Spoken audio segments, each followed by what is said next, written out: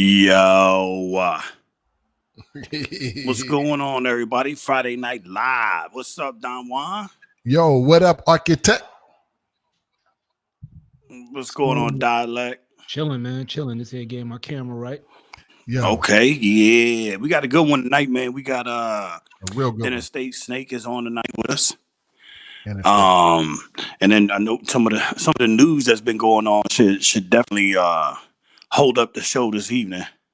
Yeah, you mean the news like that video that dropped with Architect 7?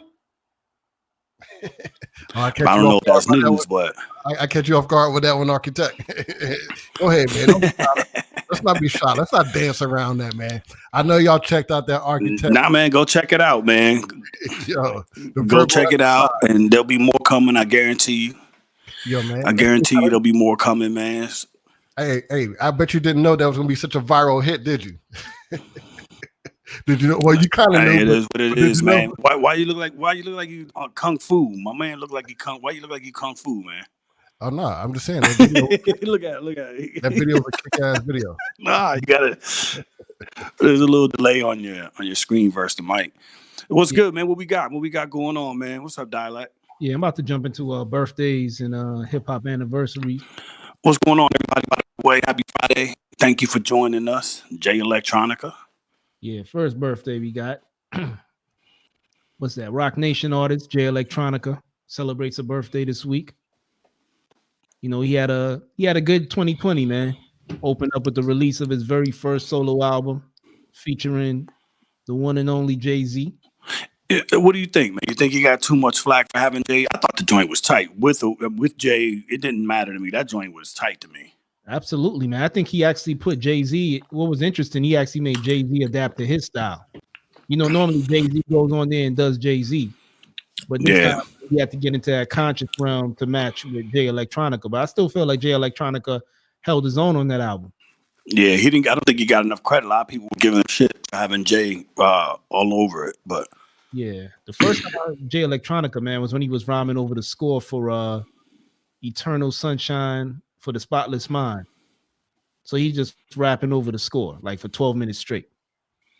And I was like, yo, this is dope, man. Then when he did the joints with Just Blaze. What's going on, Beth? Exhibit A and Exhibit C, man. That's hip hop classics right there. Yeah, I couldn't believe he was out of Louisiana the first time I heard him. I see what? Yeah, man. Dope MC, man. And Ghost of Soulja Slim, man. I listen to that shit all the time, man. Yeah, that whole album is tight to me. Yeah, man. Happy birthday, J Electronica. Next artist from out of Brooklyn, New York, Red Cafe, celebrates a birthday. Damn, I forgot about that name. Yeah. Dude, I mean, good MC, just never kind of left that whole mixtape. Hey, I'm having a technical issue, so give me a second, man. I'm gonna pop right back on. Give me a second. No problem. Yeah. Fun fact about Red Cafe, man. He was born in the same country I was born in. America? Nah, Guyana. I didn't realize he was born in Guyana. Yeah, man. So shout out to Red Cafe.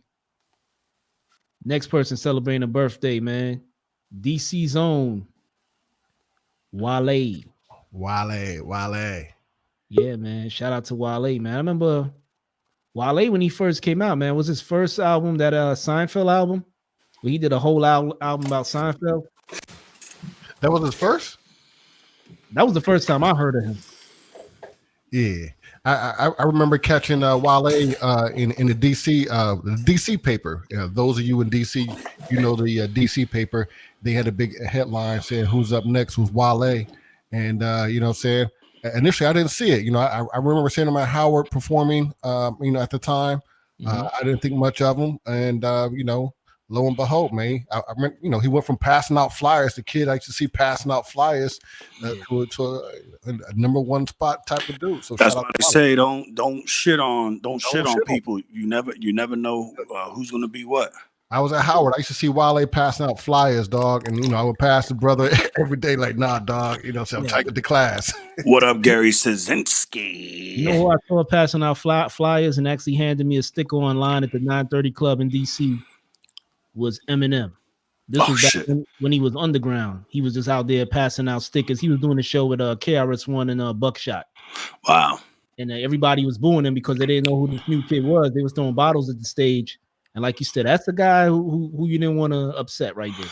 Yo, so what do you think about Wale, man? He does get a lot of he gets a lot of flack from the city. At least in some of the rhymes I hear from some of the cats around the area, there's a little bit of. I was just going to say, I mean, if you go back to his earlier style, right? His earlier style, he had a more of a boom bap rap style as an unsigned artist, for those of us that remember the old Wale. But then he found success with the commercial being a rap crooner.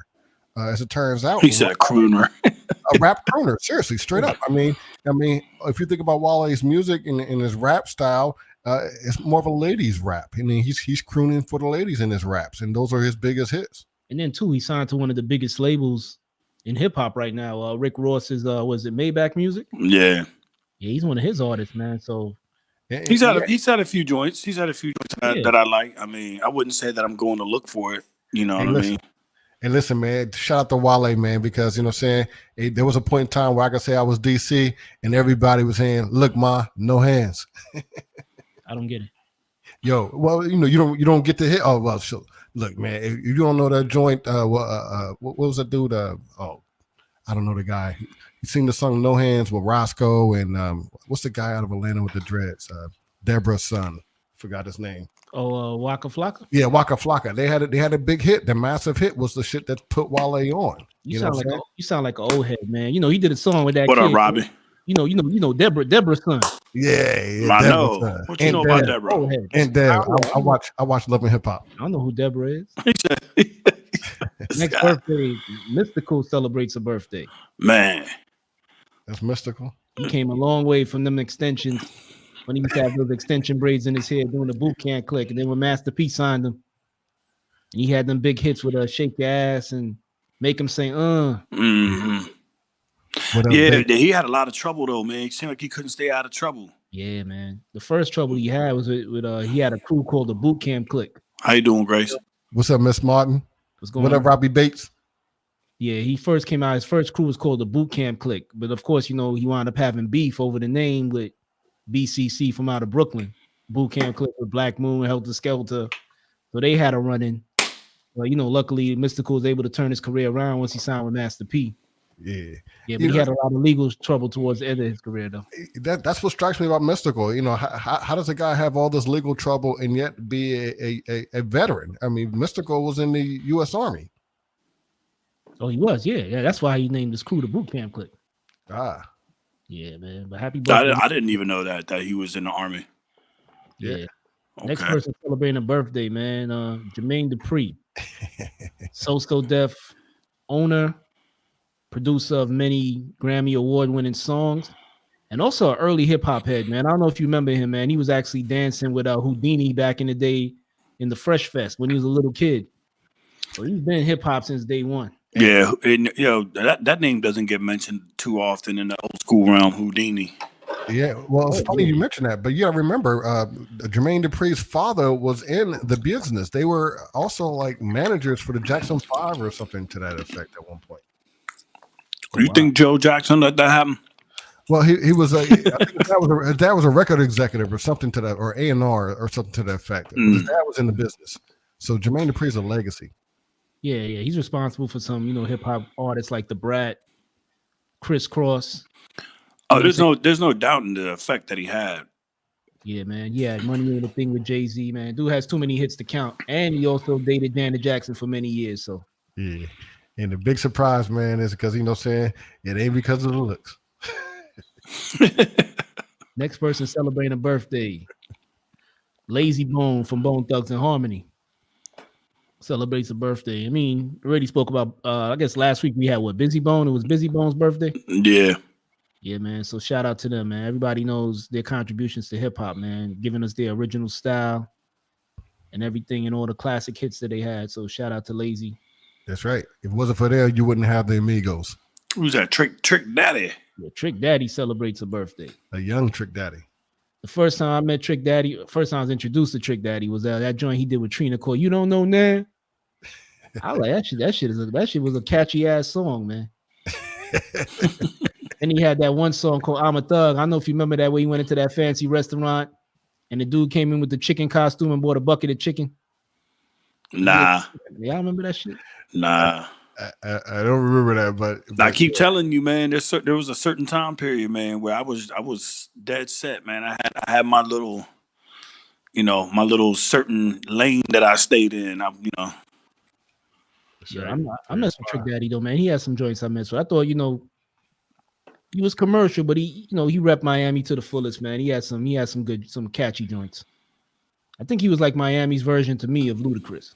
What up, Jeff? Next, MC celebrating a birthday. Crooked Eye. Crooked Eye, man. He does not get enough credit, man. That brother is nasty. Yeah, lyrical monster. First time I heard about Crooked Eye was when Suge Knight had introduced him as the new face of Death Row. And I was like, man, how is he going to rhyme? But not knowing that he was on this type of lyrical level. I just thought he would have sounded like everybody else in the Dog Pound. But when I first heard him rhyme, I was like, yo, this dude is special right here. Yeah. Yeah, man. And then, of course, he was signed to Eminem's label when he was with the group Slaughterhouse. Joel Ortiz, Joe Budden, and Royce the 5'9". Now, I think he has a podcast right now, right? Yeah. Crooked Eye, man. So shout out to him. Next birthday. I mean, I know this guy. Y'all probably don't know him. The Homeboy Sandman. Homeboy Sandman. Stop playing with me, dialect. Yo, I actually interviewed Homeboy Sandman. If y'all don't know this guy, he's like 6'9". Yo, he looks like my cousin Rick, man. Oh, okay. He look like somebody's cousin Rick. Yeah, he look like my cousin Rick, man. I'm not hip to him though. Yo, so bring me her. Dude is what you would call a born lyricist. He's like, he got many styles, many flows. The last album he put, I think the album he put out a couple years ago, he put out with a dude from Maryland by the name of Edon. I don't know if y'all know Edon. Yeah. Him and Edon did a collaboration. That's a pretty hot album. I play that all the time. Who's the cat that he collabs with that does the beat juggles and rhymes at the same time? Beat juggles and rhymes. I mean, when I first met him like over 10 years ago, he was working with a two brothers by the name of 200 Rob. Yeah. Ass. He does. He look like architect. Yeah, he's working with a production team, a production duo called Two Hungry Brothers, and they were part of the AOK collective, which consisted of Fresh Daily, this cat named Picasso. But I don't know what producers he's working with. You seen the joint? What is it? Never Use the Internet Again.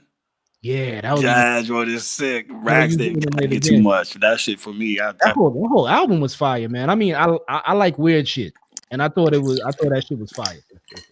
And he, if I'm not mistaken, he quit his job as a school teacher, right? Yeah. To pursue hip hop. Yeah, but I say, meeting him in person was just scared the shit out of me because he was like 6'10", man, just a giant. But can like he I ball? said, what's that? I know you're asking, can he ball?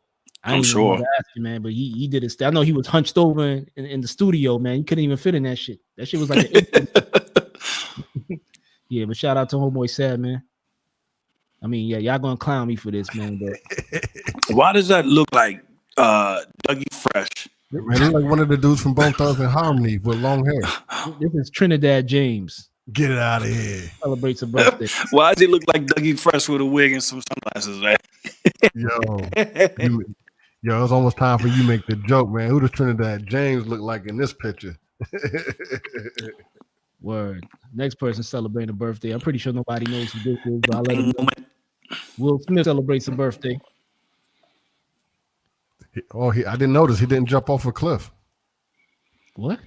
Well, his last year, I think, or one of his birthdays, he jumped off of a cliff. So, okay, you know what I'm saying? I wouldn't recognize it was his birthday without him jumping off a cliff. Yeah, shout out to Will Smith. My man from out of Philly, formerly Estate Property and Rockefeller Records, PD Crack, celebrates a birthday. Ryan Leslie celebrates a birthday. Hey, we got to talk about Ryan Leslie real quick. Did you realize that this brother had to pay somebody almost $1 million for a laptop that he didn't? Because it had music, on it or something, on release music. So he was like, "I'll give anybody $1 million if they find that laptop." Somebody found the laptop, and they had to pay him $1 million. Wow! It didn't have the music on it, so he was pissed. So he didn't want to pay out. So the judge go ahead and garnished his rights to his music. Wow! So he had to pay anyways. Sheesh. People laugh at me for walking around with a backpack, man. You can't lose your laptop when you got it in the backpack. Harvard educated, brother, by the way. Harvard educated, by the way. So I'm pretty sure that he'll find another way to $1 million. You got to be smart to know you don't just leave your laptop laying around like that, man. Especially not no MacBook Pro. That's definitely Harvard faux pas. Yeah, man. T.I. celebrates the birthday. T.I. Yeah, man. Hey, man, shout out to T.I. and his entrepreneur game, man. I'm not a fan of his music, but the entrepreneur game is something that shit. T.I. got some bangers, bro. Yeah, T.I. to me. T.I. got some bangers. Don't get it twisted. Yeah, on a Netflix documentary, there was actually a producer from New York that worked with him and said, he liked him because he felt like, he had a East Coast kind of flow. But I felt like, he had an East Coast flow with a Southern twang to it. You know what I'm saying? That's how I always like T.I. Happy Friday special. Okay, next person celebrating a birthday, Vita, formerly of Murder Inc. and star of the movie Belly. And lastly, this cat, I'm into his music, man. Willie the Kid celebrates a birthday. Y'all don't know about him, check him out. Hey, y'all talking about you not a T.I. guy, you're going to get John Harp upset. I don't think John Harp was logged in yet. Yeah, man. So shout out to Special Says on Twitch. Yeah, we about to jump back into we're gonna jump into hip hop anniversaries later on, because right now we got a guest waiting in the green room. John, you want to give him the introduction? Yes, sir. So our next guest, and as you guys know, I'm always giving love to the DMV, and I'm slowly making my rounds, reaching out to all the different artists in the area.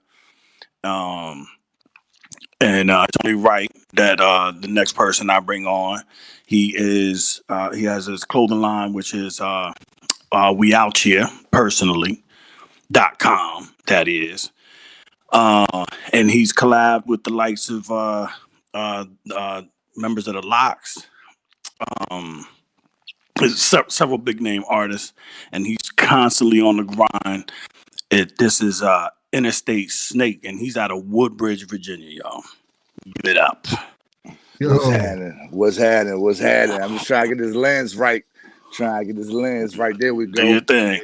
There we go. What's going on, Snakey? Man, I'm chilling, man. Just happy to be here, baby. Yeah, I'm glad you came out, man. Glad you joined us. It was only right, man. I've been making my rounds, I'm trying to get the whole area under the microscope. No question. I know we go back and forth. Everybody kind of goes back and forth on Facebook and whatnot. And I figured it was about time that we pull you on. So no question. I'm glad you came out, man.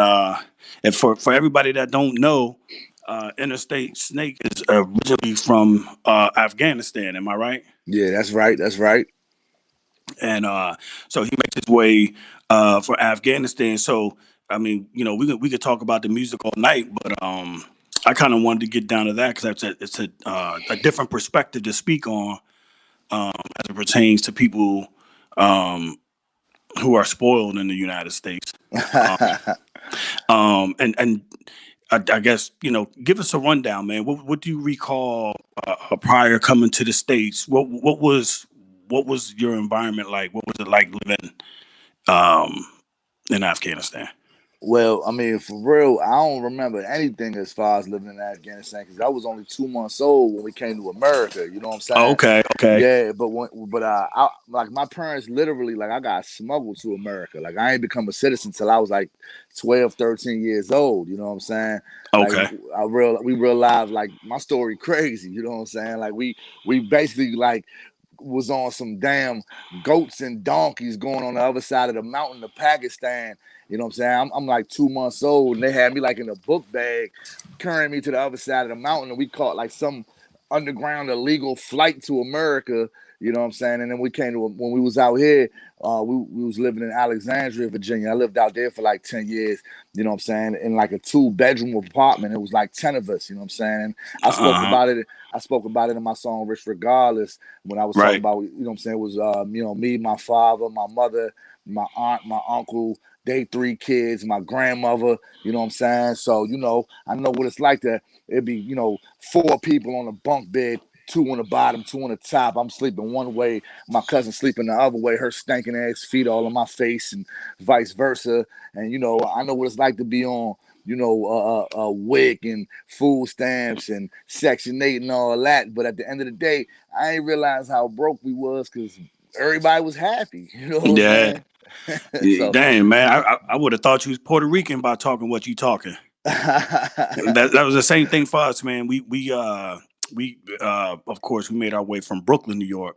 Okay. And, so yeah, but it was, you know, a crew of Puerto Ricans living in a 2-bedroom apartment in Bayview. Actually, Woodbridge is where we landed. Okay. So yeah, man. What's going on, Faye Zuno? Yeah, man. So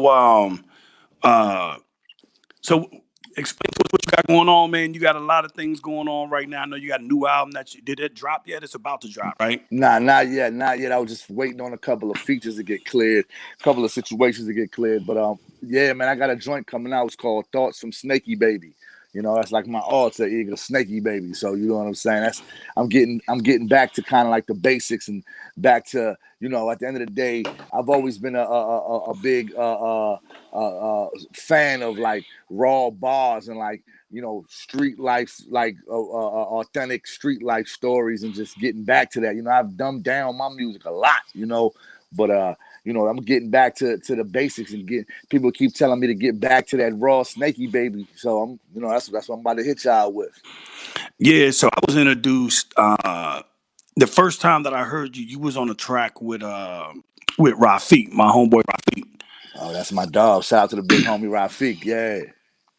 Yeah, and so then of course me, like I'm a digger, man. So I'm one of them cats I find an artist and then I see whoever he collaborates with, and then I start going down the rabbit holes trying to figure out who's who and what they do. You know what I'm saying? Right. And so from that, you know, I'm an old boom bap head. And I don't get me wrong, I expand my horizons. I'm not gonna say I don't. Right. But so I went from that to what was it? Plug Talk. Plug Talk and Snow Jams. Yeah. Yeah. Explain, what was the process for that? Was that your first project? Nah. That was like my third. My first project was called Lie to Me. It was an acronym that was that LIE stood for Loyalty is Everything. And I came out with that like in 2014. You know, I had Project Pat on there, Gorilla Zoe on there, Tone Trump on there. You know, so that was my first project. Okay. Yeah, Plug Talk and Snow Jams was my third joint, and that was kind of a spinoff of like you know, in this area, in the DMV area, we got a late night segment on the radio called Love Talk and Slow Jams. Oh yeah, yeah, you So, know that. Yeah, so one day I was just in my element, you know, doing what we do, getting a little drinking, a little smoking. I just came up with the title Plug Talk and Snow Jams, and my engineer, shout out to my engineer JL, he was like, "Man, that's dope. Run with that jump." You know what I'm saying? And I actually reached out to one of Rafiq's homeboys for the cover art. You know what I'm saying? I had an idea for the cover art where I wanted to use the Superfly cover, but with a twist on it, with me on the cover, and you know, like a cartoonish style illustration, and he brought it to life. Yeah. And as a matter of fact, that's what pulled me to it. So again, me being a digger, of course, I dig for records too, but the artwork on there, I was like, all right, now I gotta listen, just based on the way the artwork was laid out. Right. So did you collab? Who was it that you collaborated with? That was with the Locks. Oh man, I did a track with Styles P. Okay. Yeah, we actually recorded that bad boy in D Block Studios in Yonkers. You know, I got the footage. He showed a lot of love. We was in there live in the studio. Poobs was on the board. You know, the engineer. You know, we got it in, man. It was a monumental situation, man. Shout out to Styles P, man. And Kiss was there too. You know, Kiss showed love. The whole Locks just happened to be there, man. We blowing it down, drinking crazy Henny. It was like a surreal feeling to be around like who I consider, you know, some of my childhood idols that was bigging me up. They was showing me love, and it was, you know, telling me that they fuck with my music and my shit was dope. You know what I'm saying? So, I mean, that shit just made me kind of feel like, man, can nobody tell me nothing if Jadakiss and Styles is saying my shit is, you know, official. That means I gotta keep my keep my shit at a certain level, and keep my foot on the pedal. Yeah, so it's obvious that the grind, like you definitely put a lot of work into the grind. Give me insight on a day in the life of Interstate Snake and how that grind works. Do you have a management team? Are you basically running that yourself, or you got a team? Like what does Yeah, it man, consist I of? couldn't do this by myself. I definitely couldn't do this by myself, man. Shout out to my dog, B.O.B., my man, Bobby. You know what I'm saying? He's definitely a very integral part in my situation. Shout out to my whole official grind ENT squad, the whole Grizzly Gang squad, man. It's a bunch of cats that play their position, man, to bring this to light, man. The people in the background is way more important than me, for real, because, at the end of the day, it's only so much I can do. On top of me being an artist, I also have other ventures, other jobs, and on top of that, I'm a parent. You know what I'm saying? Yeah. I'm a husband. I'm a son. To you know what I'm saying? So I got to play different roles and wear different hats at different times. You know what I'm saying? If I Right. ain't have my team with me, I couldn't do this. Right. No doubt. So what was it? The K Slay situation. How did that work out? I remember catching you on K Slay. Yeah, And that was a real dope moment. So how did that transpire, man? How did you end up sitting in front of the great K Slay? Because that's another great. Yeah, If you're a hip hop head, you already know. Right, definitely, man. That wouldn't have happened if it wasn't for my big homie Tone Trump, man. Shout out Tone Trump from Philly. He's always been like, I ended up working with him back in 2014, and he just ended up being. I've done a track with him on every single one of my projects for the most part, and he just took a liking into what I was doing, and always been like a mentor to me, and I just reached out to him one day, like, yo, I'm trying to go on K Slade, man. Always been a big fan of the K Slade situation. I was promoing the Plug Talking Snow Jams. And he flew that in for me. You know what I'm saying? I got to go on K Slade Live and put on for the area. I got to go on DJ Thorough's show, thisis50.com. I was live on there, got to put on. So that was a blessing. But the K Slade situation, my big homie Tone Trump flew that in for me. So I got to give credit where it's due. Yeah, that's dope, man. So that you mentioned Tone Trump. I ended up following him on Instagram and watching his journey. He went back to Mecca. I think it was last year before, and he made a trip out there. And I felt like I was watching a reality show, just watching how this brother was basically finding himself, man. So like he earned my respect, not even just off music, just off of him walking down and finding himself through, it was amazing to me, man. He went back to Mecca. He was vibing out with everybody. Yeah, that cat, man. That's a deep cat, man. That's good company, bro. That's good company. So I got a little tough one, right? So Definitely, I man. know He this. definitely puts on. And Absolutely. and so in the area in Woodbridge, right? And it's blown up far beyond the time that I remember when I first arrived in Woodbridge. But I noticed online you like to stir it up a little bit, get cats talking and get the discussion started about the hip hop scene. When did you first start? I know you had a crew, right? You had a crew that you was with. And what was the name of the crew when you first started? I can't. Yeah, absolutely. You want VA? Okay. You want VA up North Virginia? And who did the group consist of? You want VA?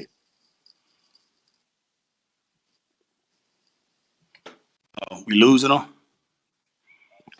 The group consists of me, my man Doughboy the Deacon, my man VA Swift, and my man Bezo. Hey Juan, we got something going on technically. Yeah, I think we're Interstate Snake. I think we're losing your audio for you for a second. Let's see if we can tighten that up a little bit there for you. You hear Snake? I think we lost you for a little bit.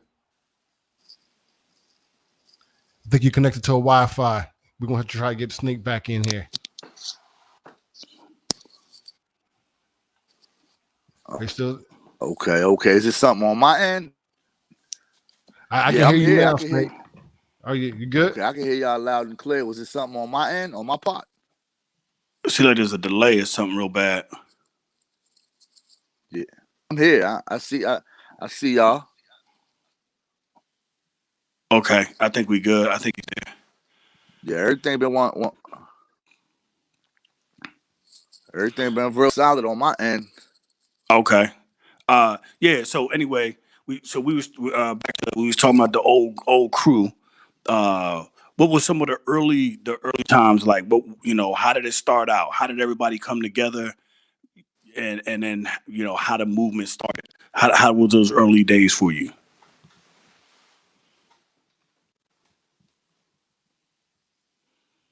Oh yeah, man. The early days was real dope, man. At the end of the day, we was all from the same area, same neighborhoods. We all sandbox. So, we all had the same passion for music. You know what I'm saying?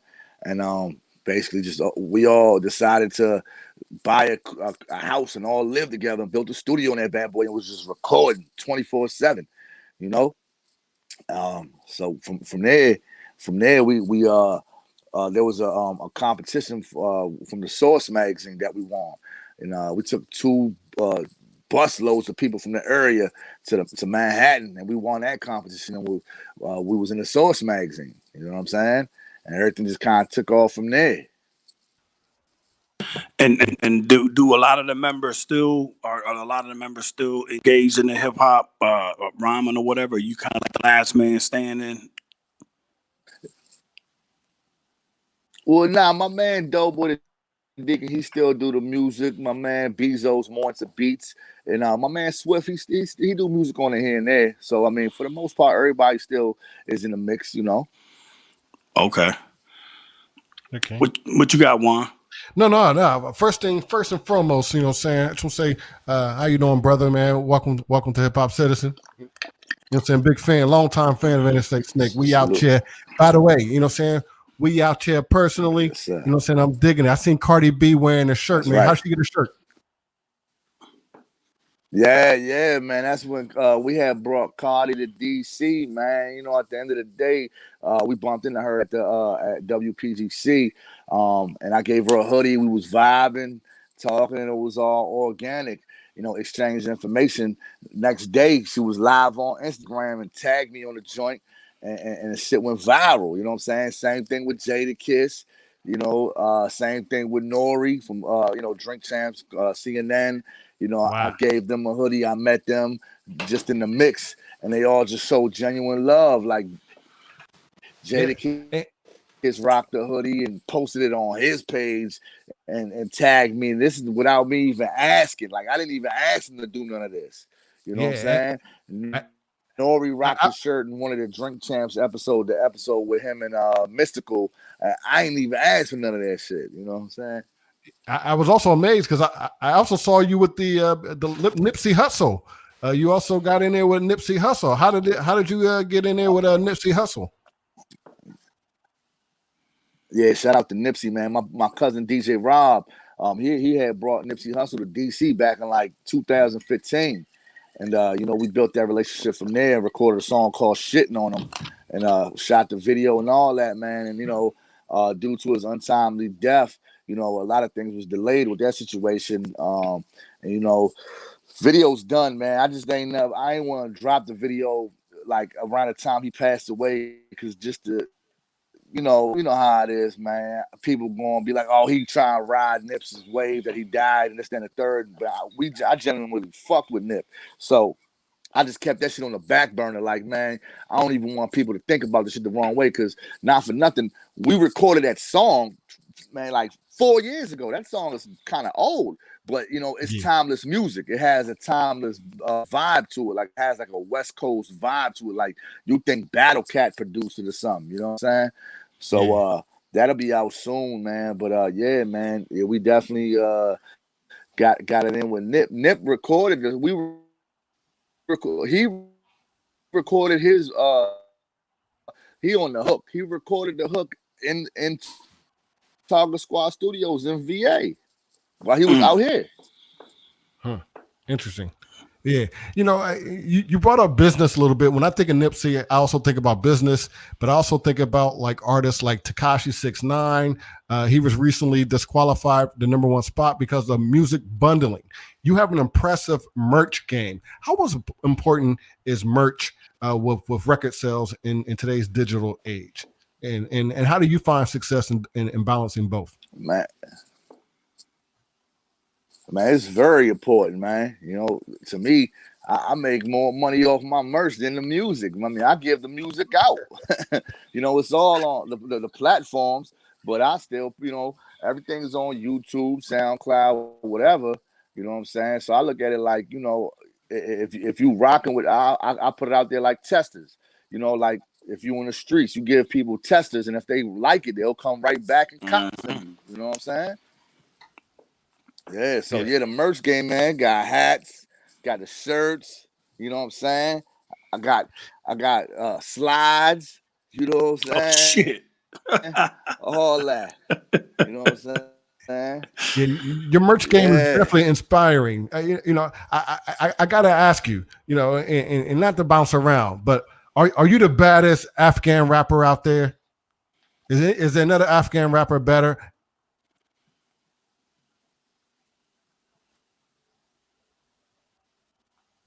Man, I'm the baddest rapper. Period. You ain't even gotta worry about. I don't even know no other Afghan rappers. Hey, I try to throw you the line to own it.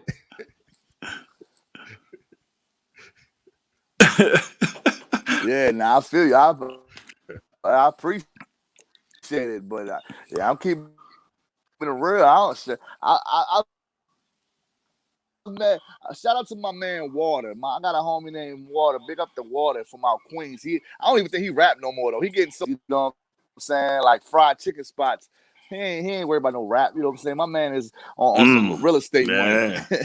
Yo, so that's the one thing, man, I have to say, right? So I'm a digger. I pay attention. I keep my ear, and that's the shit that makes me laugh. Like I see you drop something in a post. And of course, I just play it back and I watch, and I see Cass take the bait, and like here he goes. It's stir the pot time. One in particular that I remember was it was one about the Woodbridge hip hop scene, and you had went live. I think it was a post at first, and you was basically saying like, I'm anchoring the scene out here. And that post blew up, and I just sat back. I had to hit the laugh emoji because I already knew how it was going. So do you find that the level of competition in the Woodbridge area? Do you find that it's friendly, or does it get a little uptight? Yeah, nah, it's friendly at the end of the day, man. Because the people that know, they know, and the people that don't know, sometimes you gotta remember. Oh, I think we had a connection drop there from Snake. Snake, if you're out there, man, hit us back up there. We are talking to Interstate Snake. You know what I'm saying? Got a good hit out there. You know what I'm saying? That's been playing on the radio. He gets a lot of love. He gets a lot of radio play out in the DC area. Oh, there he goes. Yeah, Interstate Snake. We're talking about the merch. This guy has an impressive ground game when it comes to independent hip hop. You know what I'm saying? Got his a merch. We out there personally. Cardi B is wearing it. You know what I'm saying? Celebrities all around. This guy is known all over the DMV, DC, Maryland, Virginia, for those around the world. We are talking to Interstate Snake. Snake, you still there, brother? Yeah, I'm back, man. I don't know what happened. Yeah, I'm back. Can y'all hear me? Yeah, you good? Perfect. Yeah, so now I was talking about the post where you were basically saying you anchored the Woodbridge scene, and I mean, everybody was jumping on there, and I said, I sat back and I said, oh yeah, he knows what he's doing, right? He knows what he's doing. Yeah, definitely. Like, let's set that up. Hold on, let's set that up. Right? Let's set that up a little bit. What I saw on your, and for those who don't know, Interstate Snake is quite active on his social media. And I saw a post out there personally where you were out there like, hey, anyone don't like it, step to Woodbridge. You know, you was even giving the address almost, man. Yeah. You're that guy. I was at the Bahama Breeze. Yeah. I'm sitting at the Bahama Breeze right at Potomac Mills. If anybody feels different, because people were saying retarded stuff like, my man had he bought 200 people to a show just to see him. And I'm like, dog, I did shows with 250 people couldn't get in. Like, what are you talking about? You know what I'm saying? Like, sometimes you gotta bring them trophies back out and let them know and go back into the archives, because sometimes I'm a humble dude. You know what I'm saying? But when sometimes you get humbleness gets overlooked sometimes, so you got to go back into the into the archives and bring out them trophies. Like, look, dog, let's not forget, man. I'm about to run out of fingers to put these rings on. Like, let's not really go there and pay homage to the people who've kicked these doors in. And shout out to everybody who's in the area doing what they're doing. But a lot of people took the post wrong, saying that, thinking that I said if it wasn't for me and my team and my crew, there would be no hip hop scene in Woodbridge, and nobody did it before me. What I was saying is a lot of people did it before me, and a lot of people will probably are gonna do it after me. But as far as I'm concerned, ain't nobody did it better than me. You know what I'm saying? Did you catch a lot of heat for that, Snake? It seemed personal. I could see the emotion. Was it personal? Yeah. I mean, it was general, very general. It was to everybody. It wasn't personal at all. You know what I'm saying? This was a general comment. You know what I'm saying? Because it was just stirred up by one of my other partners who was saying something about like with me. I don't even indulge in these conversations. Like, they be trying to poke the bear. They be trying to poke me. Like, man, you guys say something. Motherfuckers keep tagging me. So it's like, if I could be quiet for too long, you know what I'm saying? It's just like, well, all right, fuck it. Let me go ahead and say something. You know what I'm saying? Let me go ahead and y'all done tagged me enough times. I ain't doing nothing right now. I got some time today, I guess. You know how they be saying, I got time today. See, I think for me, man. So I sit back and again, I observe, and I think the thing that gets me, man, is these whole, like, so you'll see, like, let's say the source puts out the top 10, right? And then all of a sudden, everybody at a local level, who's the top 10, right? And then somebody don't get mentioned, and then it turns into this whole dog pile, like, right. You know what I'm saying? So it's like, I don't know, man. I've never really given much stock to like that whole top 10 thing, because to me, it's the music is a mood, right? So you can ask me today what my top 10, let's say just pure hip hop MCs are, and then ask me 2 days from now, depending on how I feel, I might give you a whole different arrangement. You know what I'm saying? Depending on the vibe. Yeah, absolutely. Yeah. Absolutely.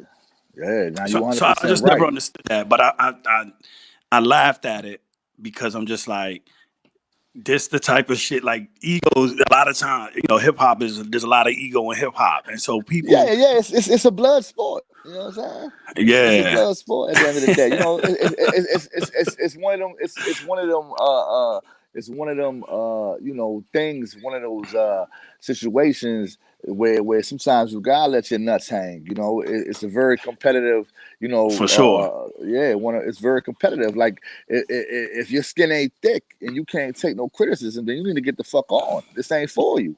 That's it. That's the truth, man. Yeah. I mean, because I hear the whispers all the time. Like, who the fuck is this Afghan old Bin Laden in the face ass looking motherfucker trying to rap? You know what I'm saying? What?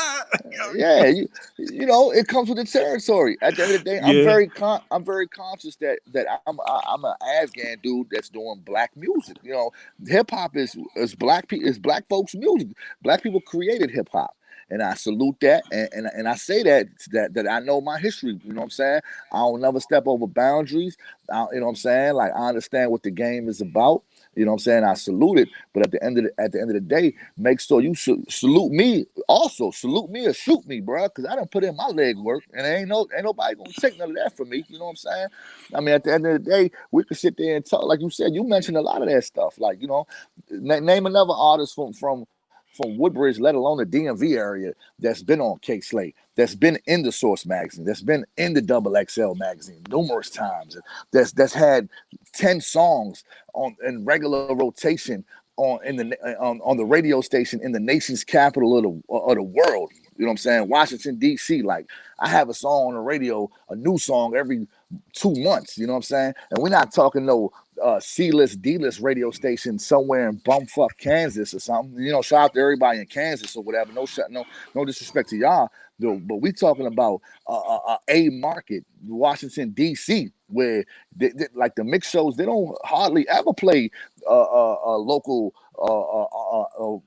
music. Like, you hardly even hear Shy Glizzy and Fat Trail, and you know what I'm saying, Wale, these cats paved the way for a lot of artists in the DMV. You know what I'm saying? So one of our longtime followers said, you gotta let your nuts hang, man. You know what I'm saying? And he loves the Scarface reference. Oh, yeah. Shout out to Scarface, man. I was in a real live freestyle cypher with Scarface. It's funny that you say that about radio, because having a lot of family back, like up in the New York area, that was a lot of the issue that was going on with New York. Period. When the style started changing, a lot of the classic, more general style hip hop wasn't getting looked at. That classic New York shit wasn't getting looked at. So cats had to actually leave the city and go do that shit somewhere else to make that shit pop. So, you know, that's the fact that, like you said, that you're getting airplay on a local level as far as WPGC or KYS. You know, that's a big deal, and it's also a big shout out to the radio stations, because a lot of times, man, these radio stations get caught up on what the market is telling them to play, and they don't ever move from that shit. Look, let me just say, let me level set this for all of our viewers out there.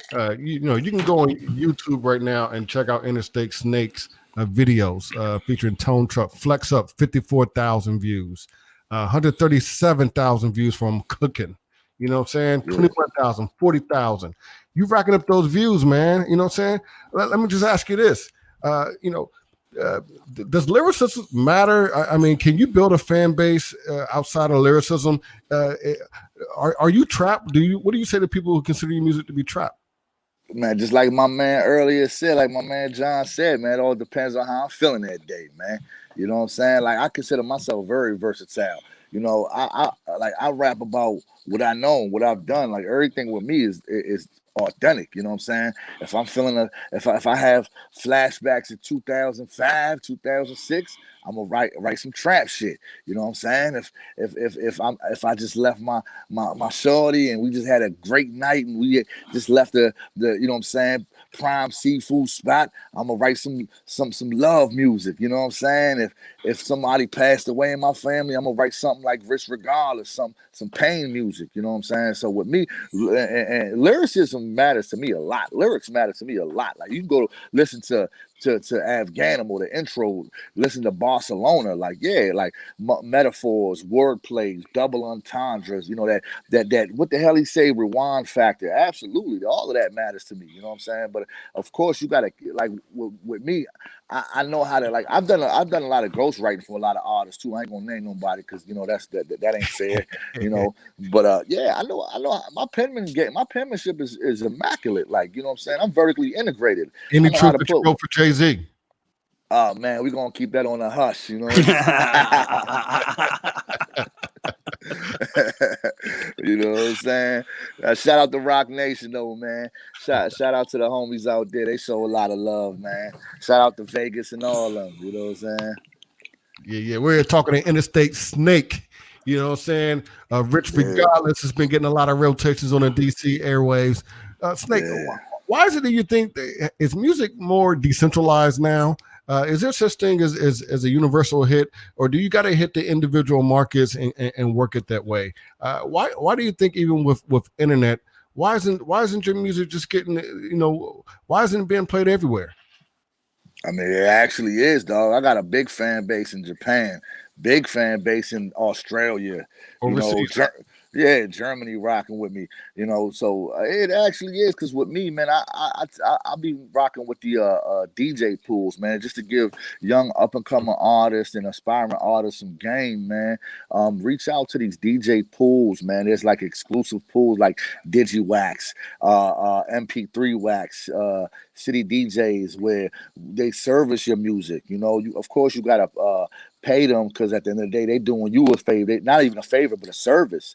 Right. And it's literally thousands and thousands of DJs worldwide that have access to your music, which that's in a pool, and they go there and they tell you what they like about your music, what they don't like about it, and it breaks down into pie charts, and you know there's emails and phone numbers of these DJs, and that you can literally reach out to yourself. You know what I'm saying? Like with me, I do all of that myself. I go in there, log in, and whatever. Let's say, for example, I'm cooking. If I got that on digiwax.com, you know, if the DJs is feeling it, they'll give you like a 1 to 5 stars. If it's 5 stars, of course, I'm gonna call them. Hey, what's up, man? It's Interstate Snake. I seen y'all peek through. I'm cooking. Let me know if y'all need a drop. I'm gonna send you a drop. Yeah, send a drop. You know what I'm saying? Give them a drop and shit, man. I done spent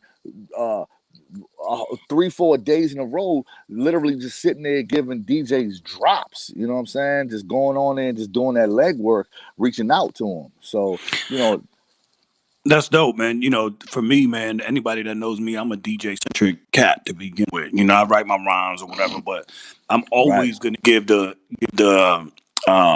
shed the light on the DJ, because Absolutely. without that spin, you ain't winning. You know what Man, I'm saying? that's the lifeline. That's the lifeline. That's one thing I preach a lot, man. Like salute to the DJs, man. Like with me, I've always, and that's where I came out with the slogan. We out here personally, man, because you always see me personally. Like all the DJs in the area know me personally from pulling up to their events, coming and showing genuine love. You know, it's not just all about music. It's just about organically building, you know, like a solid. Relationships. Exactly. You know, and then on top of that, you know, a lot of these DJs, you know, they move in heavy ass crews. Like shout out to Core DJs, shout out to Coalition DJs. Core They'll have, DJs, Texas out yeah, here. yeah. There you go. Like they be having, you know, big ass functions Yeah. and which you go to, and there's hundreds of DJs from the whole area. You know what I'm saying? That's So right. you know, you go there and network, go out there with your merch, go out there with your stuff, and build solid relationships. Like to this day, for me doing that for the past 4 or 5 years, I got solid relationships with DJs from L.A., Houston, Chicago, Detroit, Miami, you know, Pittsburgh, Charlotte, that play my music when I send it to them because I personally know them and I personally text them and holler at them, you know, from meeting them through these conventions. Right. So, yo, we got a question from one of the viewers from Gary Szynski. He asked, "Do you get paid well for ghostwriting?" Oh hell yeah, that's where most of the money is, man. Shit, that's a lot of money in ghostwriting. Yeah. I done wrote jingles. I done wrote jingles for commercials and shit. You know what I'm saying? Hey, whatever it takes, man. There you Yeah. go. There you go. It compliments the merch. Are you a faithful guy, Snake? Faithful as far as what? Well, you know, I was just ask you, man. I'm just trying to get to who is Interstate Snake. When I think of Snake, I think of somebody sneaky, right? So I'm just trying to get it better, right? Yeah. Interstate Snake to me sounds like a policeman. So I'm just trying to figure this out, right? So Oh man. are you a man of He faith? said, "Oh man," he eyes I open, mean, who man. are Like, "Oh hell no." Yeah. Right. Now, last thing I am is that. You know what I'm No, saying? well, The no. police. I And don't I even said in fuck with jest. no police. I said You in know what I'm jest, saying? right? I mean, I said it as a joke, but Yeah. Nah. to who you are. Are you a man of I'm a very loyal person, man. Everybody that know me, man, I give my shirt off my back, man. The whole interstate, I get slack for my name all the time. I be telling my man, I gotta change my rap name, man. He's like, everybody know you as Interstate Snake forever, bro. If they know you, they know what type of time you on. Like I used to originally go by Snake Eyes. That was my rap name, Snake Eyes, and it was a very what's it called? Everybody had that name. I felt like it was a rack of other rappers with that name. You know what I'm saying? It was saturated. So shout out my man Doughboy. He gave me the name Interstate. He was like, man, just go with Interstate Snake, man. You know what I'm saying? Like every time somebody hit me, I was always on that interstate, just running around, just maneuvering. You know what I'm saying? Yeah, that's just from my past history. When I see Interstate State, I feel like you said, you going up and down 95, but you got to move certain ways. You got to keep it smooth and slick. You know what I'm saying? Exactly, man. But yeah, very, very far away from being like a snake. You know what I'm saying? And I know that's a very, very hard character to be named after. Shit like that. You know, it has a lot of negative tones that come with it. But you know, it is what it is. Once you get to know me, you know that's the last thing I am is a damn snake. You know what I'm saying? So and again, I was trying to set you up, and congratulations, you didn't take the bait. But you kind of mentioned early on that the names that you hear, some of the vitriol that you get sometimes, and some of that, with some of the Islamic phobia. Are you a proud Muslim? Oh, absolutely. Alhamdulillah, man. I'm Muslim by culture. See, I didn't grow up in a very religious household, but I've always been very culturally aware. You know what I'm saying? Like I didn't go to the masjid, to Jumu'ah every Friday. You know what I'm saying? I didn't grow up reading the Quran all the time. But I know what I'm reading. Like, of course, I've read the Quran several times now.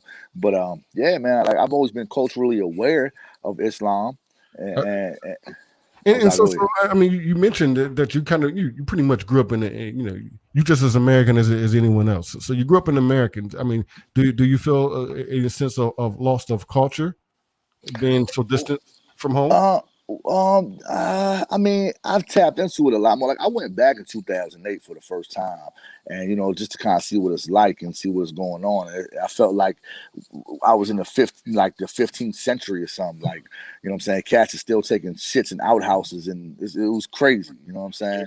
It's all the way run down, like third world country for real. So yeah, I mean, yeah, I definitely wish I did know more. But I mean, all I gotta do is just pick up a book or go on the internet nowadays. You know what I'm saying? I can learn whatever I want. It's right there, a click away. And then you got your parents too. So that that's the thing. That's what I try to tell a lot of cats, man. You may have moved or uprooted from Afghanistan, but when you go inside them four walls, that's Afghanistan. You know what I'm saying? That's your parents. Like they bringing that like the culture still resides in them four walls. Absolutely. And that's an interesting point because I just to bring it back to the music here. If I look at some of the titles of your music, I'm just trying to see how can I get a glimpse into what songs best resonate with someone with that type of background, right? I mean, would I catch any of that in your music? Because I see the Interstate Snake, so I get the Muslim vibes, and I joke all the time. Some of the best rappers, Muslims, in my opinion. And so, no doubt. If I were to pick up, an album cover and listen to you, where would I get a good sense of who the Interstate Snake is? So, I'm just looking at the titles there, just trying to get a feeling for you, man. I mean, you could go back to one of the first songs I ever recorded, the intro to my first, it's I call it an album because all the material is original, but it was put together in a mixtape fashion, mixtape form with a DJ and everything. But the LIE, the Loyalty Is Everything album, it's on iTunes and everything. The first track, if you go on there, I'm speaking Arabic, like my language is called Farsi, Dari, Persian. I know how to speak. I know how to speak my language fluently. You know what I'm saying? I can speak Farsi fluently. You know what I'm saying? So, if you go check that out, I come out speaking like I'm rapping in Arabic and flipping to English back and forth. Okay, that's what's up. Yeah. So on your trip back home, when you made your way back home, did you find that was hip hop toyed around with out there as well? Because I mean, the shit is worldwide. Like, absolutely. Like you can't escape it. So was they rocking like out there too? Man, definitely, man. They this was like around 2008. I can't even remember what was hot at the time, but they was definitely aware of what hip hop was. You know what I'm saying? Absolutely, yeah. That's ill shit. That's wild, man. Yeah. Okay. And come to find out, a lot of Afghans migrated to Germany. When the war was happening in the mid '80s and all that. And my grandfather lived in Germany for a very, very long time. He was a real prominent journalist, and he was always telling me like the Afghan, particularly the Afghan hip hop scene is huge out there. Like it's a lot of Afghan rappers in Germany that rap in German. You know what I'm saying? I've heard of that actually. Yeah, That's pretty impressive, man. it's crazy. Yeah. Yeah, the culture. So when did you like, as far as the hip hop culture? When did you first get your first taste of that made you say, "This, I want to do this. This is where I'm at with it." Like, Shit. Like, man, I remember going as far back as, my cousins and them, my older cousins, they was always, cranking that classic hip hop. Well, classic now, but at that time, like cranking the old Snoop Dogg Doggy Style album. That's my favorite album of all time besides that's one of my favorites too. You know what I'm saying? Yeah. I think, man, I chimed into one of your posts when you said was that you that said Illmatic and Doggy Style? Yeah. Dog, them two albums, I'm set. I'm set. You know what I'm saying? Yeah. Illmatic and Doggy Style, and the old Wu-Tangs and the Mobb Deeps and the Scarface albums and the NWA albums and all the Snoop and Dre stuff. Come on, man, like that. This was what I was listening to on a regular basis, and then all the Master P stuff and the Cash Money stuff that was coming out. Being the area that we in Virginia, I was exposed to music from all coasts. So we was hip to all of that. And then plus I got a lot of family up north in New York too. Like my cousins used to send me DJ Clue mixtapes in like 96, 97. Okay. And I still got them. They in my basement. I just came outside, but I can show you. I got the original copies that show me the money. Yeah. That for me, man. Sometimes I regret the fact that having been born in New York and again, like I was saying, no matter where you go, behind the four walls was New York. No matter where you was at or how you moved and thought you could move in Virginia, which was a big mistake. You can't move like that, like they do in New York. But same thing, man. The culture was brought to me from New York. I had my cousin Willie would come down and bring the Mr. Magic tapes off the fucking radio, capturing all that shit. And I regret I was so embedded in that. My ego didn't allow me to reach outside, like into the Scarfaces until later on. You know what I'm saying? Right. Or I look back at certain things now, like Dialect or Don Juan will bring it up, and you'll see me like when we do the intro and we had the anniversaries and all that. I'll be like, I didn't even hear that. You know what I'm saying? Because at that point in time, I was so New York centric. Like if it ain't that, I'm not listening type shit. You know what I mean? Right. And then as I grew and I started listening and traveled a little more and got to the environments where a lot of this music was coming from, it made me understand, what it was. So there's some historical references as far as the Southern and the West Coast shit that I missed out on because of ego. You know what I'm saying? But I go back and I hear it and I can appreciate it now. It puts me in that place in time. Like I might have been at the club when the joint dropped or something like that. You know what I'm saying? But I didn't buy it and follow up and listen to it. You know what I'm saying? So Right. Yeah, I was a New York junkie, man. I ain't gonna front, man. DITC was like, Big L and Fat Joe and all that. Yeah, that whole Lord crew, Finesse. man. Yeah, that whole crew, man. That's probably more of where my spirit aligns with. You know what I'm saying? I mean, absolutely. Like, trust and believe, man. Like, if I had to choose, if it was like, man, if you can only listen to music from like one area that, like, I'm heavily influenced by New York City hip hop. Most definitely. No doubt, man. What's up, Juan? Where you at? What's he doing? These cats, man. So what's the next on the horizon? You dropping a new album. What's the projected time to drop that? I'm thinking about in the next month at the longest. About the next 3-4 weeks, I should have that out. You already got video treatments already arranged and set up to go out with it. Are you working on that right now? Oh yeah, absolutely, absolutely. Yeah, we in the process of shooting the video for the Change Gonna Come joint. And I'm gonna shoot a couple of more visuals, probably probably about 2 or 3 more joints to that, and just had the videos out around the same time the album dropped. So absolutely, that's So, that's so definitely the are you process. finding that you have to change up a little bit of the scheme due to, of course, because of the COVID situation and venues not really filling to capacity? Are you finding that you have to take a different approach in how you roll this one out? Yeah, man. I mean, I just gotta be way more heavily on social media, man. Because you can't really be out here in these streets like that, man. I done missed out so much bread on just doing shows and doing, hosting whatever parties, walkthroughs, the whole nine. So absolutely, before like I like to be out here mixing and mingling with the people, and the best way to do it to me is to word of mouth at the end of the day. It's when you out in these streets and you got your merch and getting it in like that. So I mean, it's starting to open back up a little bit, but yeah, it's definitely a lot more tougher, and you just gotta figure out other ways to go about it.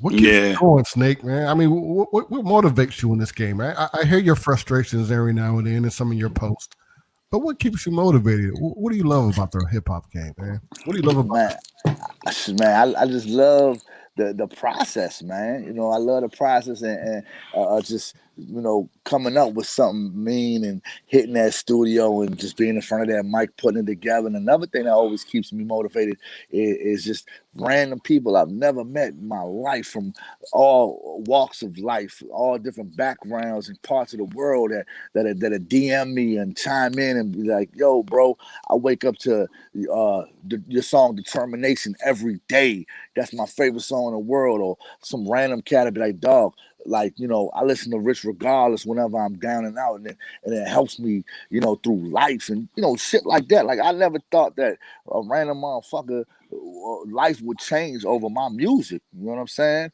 And just random cats like that. I mean, that's what motivates me a lot too. Like, damn, dog, it's a lot of people out here that really fuck with my shit, So Yeah, it's a I think great that for feeling, me, man. that's why I like hip hop in general, man. And why I've kind of flipped the table and been doing kind of what we've been doing because Yeah, people don't realize the power of words.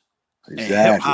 hip hop is exactly that. Hip hop is, I mean, it's work. I always say this. You could take a pop song, right? They say the Right, same fucking thing a right. gazillion times, and it's a fucking hit record. And not to say that some hip hop doesn't go that route, but for the most part, to be really respected for what you do, you writing rhymes. Them 16 Yeah, bars, you got to make sure every word is right, set right in the right places, flip right. There's no comparison to the amount of work that it takes from a lyrical perspective for a hip hop artist, a true hip hop artist that understands lyricism. There's no right, comparison. You know what I'm right. saying? And then like you said, how you say it and the people that it reaches just makes it that much more powerful, man. The words are Yeah, powerful as shit, man. And I don't think people exactly. realize that, man. Yeah, man. And I look at it also like, there's a million cats that's just like me that I speak for that don't have a voice and a platform to be able to, be heard. There's a million Afghans out there that's tatted up. That's Muslims, but they get frowned upon like, "Oh, you Muslim, you're not supposed to have tattoos." But in Islam, it said you ain't supposed to be judging people neither. So what are you talking about? You know what I'm saying? Yeah. So it's a double-edged sword, man. And I just, and I feel like I'm the voice of the people. I'm the voice of them have-nots, them cats that came from nothing to something. Like I said, a lot of cats that see me now, they don't even understand. They don't even know like the struggles that I did have coming up, and how broken, fucked up I really was. And I seen my pops, get it out the mud, and he built the empire, built the foundation with opened his own auto mechanic shop. So I've always been around entrepreneurial minds, and you know what I'm saying? My pops, we came to America literally with fucking $20 in his pocket, and he raised the whole fucking family. You know what I'm saying?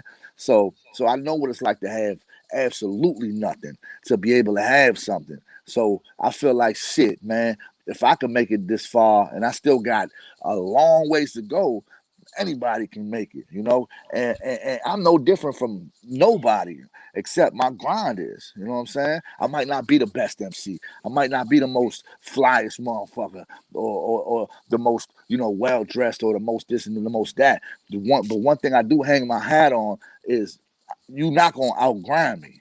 At the end of the day, you're not gonna work harder than me. I certainly agree to that. I certainly agree to that. Yeah, now and do you feel that that you got that from your father? Like, oh, yeah, absolutely, yeah. absolutely, man. Yeah. My father, it'll be days and days and days that I wouldn't see my father, because he'd be working. He'd go to work before I wake up and come home by the time I'm asleep. You know what I'm saying? Growing up. You know, I'm always intrigued when I meet brothers like yourself. You know what I'm saying? Who people come here and you hear the famous story. I came here with $20. I came here with nothing in America. Right. You're successful, right? But let me ask you this. Two-part question. Does Black Lives Matter? And do you think that the African American struggles is a lazy struggle, or is it a matter of just getting up and just busting your ass? Oh yeah, Black lives absolutely matters. And you said this in the second question was what now? Well, yeah, you mentioned that, you know, as a migrant family, you know, you guys have the American dream. You came here with nothing, just like right. island migrants, right? Right. African Americans, they seem like, you know, you hear the complaints, we don't get a good enough shot. Are we just lazy? Do we not grind hard enough? Or do you think that you know, the American dream is available to everyone just as much as for you? Do you find any struggles in your quest for success in America? Oh yeah, hell yeah. I mean, definitely. I mean, just being a minority is tough, and of course, it's tough as hell for Black folks too.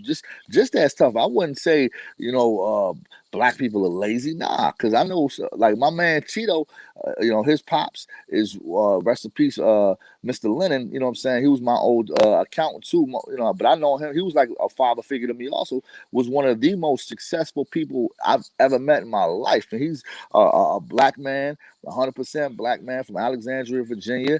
He owned 7 houses through real estate, owned his own tax accounting company, owned all types of stuff, and probably still got pulled over for nothing.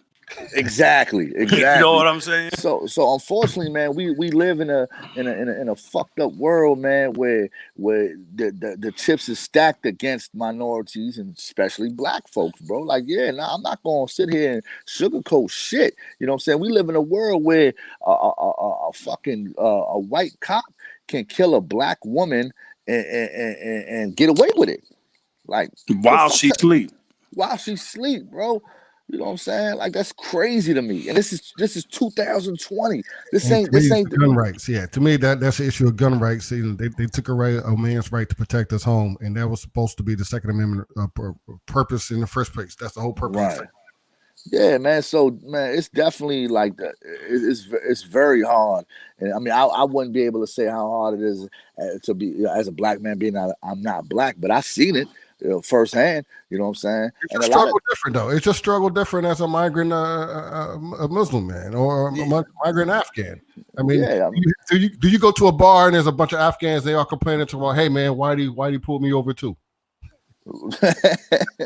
Yeah, I mean, my man, funny as shit. Right. I'm just saying, paint the picture for us, right? Yeah. I mean, I'm gonna tell you some real shit though that really did. Like I firsthand seen that the shit that changed a lot is not when 9/11 happened. 9/11.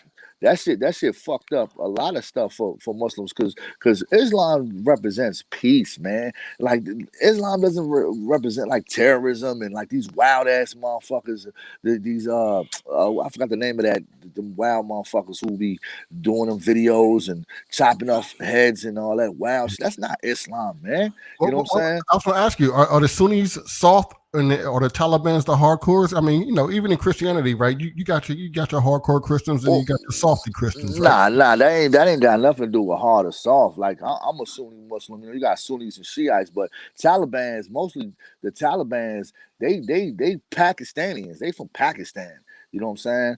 Someone told me they're West Virginia Muslims. They said consider West Virginia Muslims. I don't even consider them Muslims, man. They a piece of shit, man. Fuck the Taliban. You know what I'm saying? Straight up. Because the Taliban is what fucked up my country. They came and they raping little women and little children. They raping people. You know what I'm saying? Shutting down schools, fucking shit up. Like, man, that's not Islam, man. Fuck the Taliban. So, and I'll get shit for this from certain people. So I look at our media and what they call terrorism, and then I look at the bombs that we drop with drones. There's an extreme Christian terrorism, and there's an extreme there's an extreme in every angle, but nobody wants to see the terrorism that's done under the flag. Right. A lot of people won't speak to that, and I feel like that's for every action there's a reaction. Yeah. You know what I'm saying? So I don't know. Man, I mean, you got a deeper perspective from your angle. You got a deeper perspective. So yeah, man. I mean, it's back to like the old saying, like where the media will have you celebrating and loving people who's doing the oppressing and looking down on the people who's oppressed, and that's something that Malcolm X said. Back in the day, like, you know what I'm saying? That's what the media would do to you. That's what the newspapers would do. They'll have you looking at the game completely backwards, So, you just gotta be mindful of what's really going on. Do your own research. So speaking of the media, and have you been keeping up with what's going on with Vlad and his comments about Farrakhan and how he totally made the whole different statement? Like, what's your take on that? Yeah, I ain't even read into that. I heard about it earlier today. I seen somebody chime in. I think it was Dave Mays, the owner of the Source. I think he had said something about it, but I'm not sure who it was. But tell me about that. I ain't really peeped. So I don't know if you remember a while back, Farrakhan addressed the nation, and so he spoke and he made a statement. When you see a Jew pick up the rock of truth and throw it at him, right? Vlad basically changed it up and said, Farrakhan said, pick up, if you see a Jew, pick up a rock and throw it at him. He took that whole statement that was said and turned it into that one thing. So now a lot of people are looking at boycotting him because he basically lied on Farrakhan. Right. Damn, you know what I'm crazy. saying? And right. So I don't know if you follow Farrakhan. It's funny, man, because when I was younger, not like you said, I hadn't done the research and what have you. But as I move down this road, man, I get a little older. When he speaks, man, there's almost like this universal truth that he speaks. Oh, absolutely. You know what I'm saying? And then to hear his words get twisted the way they got twisted, I don't know, that kind of blew me. But anyway, Vlad's on the hot seat now. So if you get called for an interview, I don't think you should go. Yeah. I've been not fucking with Vlad, man. I've been hearing nothing but bad shit about Vlad, man. How he the police and he be setting up motherfuckers. So, unfortunately, Vlad has not been getting any type of positive feedback as far as the people I know for a while now. Yeah. No doubt, man. Yeah, man. So I think we about to wind down on an interview tip. Let everybody know where they can reach you at, man. Your social medias, your websites. Yeah, definitely, man. All my handles is at Interstate Snake. Just how I spell, man. Everything is at Interstate Snake. At INTERSTATESNAKE. My Instagram, Twitter. Go on YouTube. Check out all my videos and vlogs and everything on there. That's that's moving and make sure y'all go stream the music. iTunes, Spotify, Tidal is everywhere. Interstate Snake, man. Y'all go check it out and y'all let me know what y'all think about it. No doubt, man. You plan on hitting the Feed the Culture event on the 6th? Oh yeah, I'm gonna definitely show love, I'm man. gonna Shout out, see you out there. I'm gonna see you out yeah, there, man. bro. Shout out to my man Alro. Shout out to everybody that's on that ticket, man. That's all home team, man. A lot of my player partners is on there, so I gotta go show love, man. No You know, doubt. and like what homie said earlier, at the end of the day, you know, you hear me being frustrated. I'm frustrated for all of us. I'm frustrated for the area, bro. Same. I feel like Woodbridge got the best artist in the whole DMV. So my frustration is about us, not about me.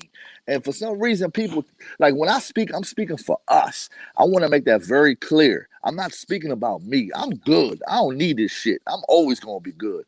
You know what There I'm you saying? go.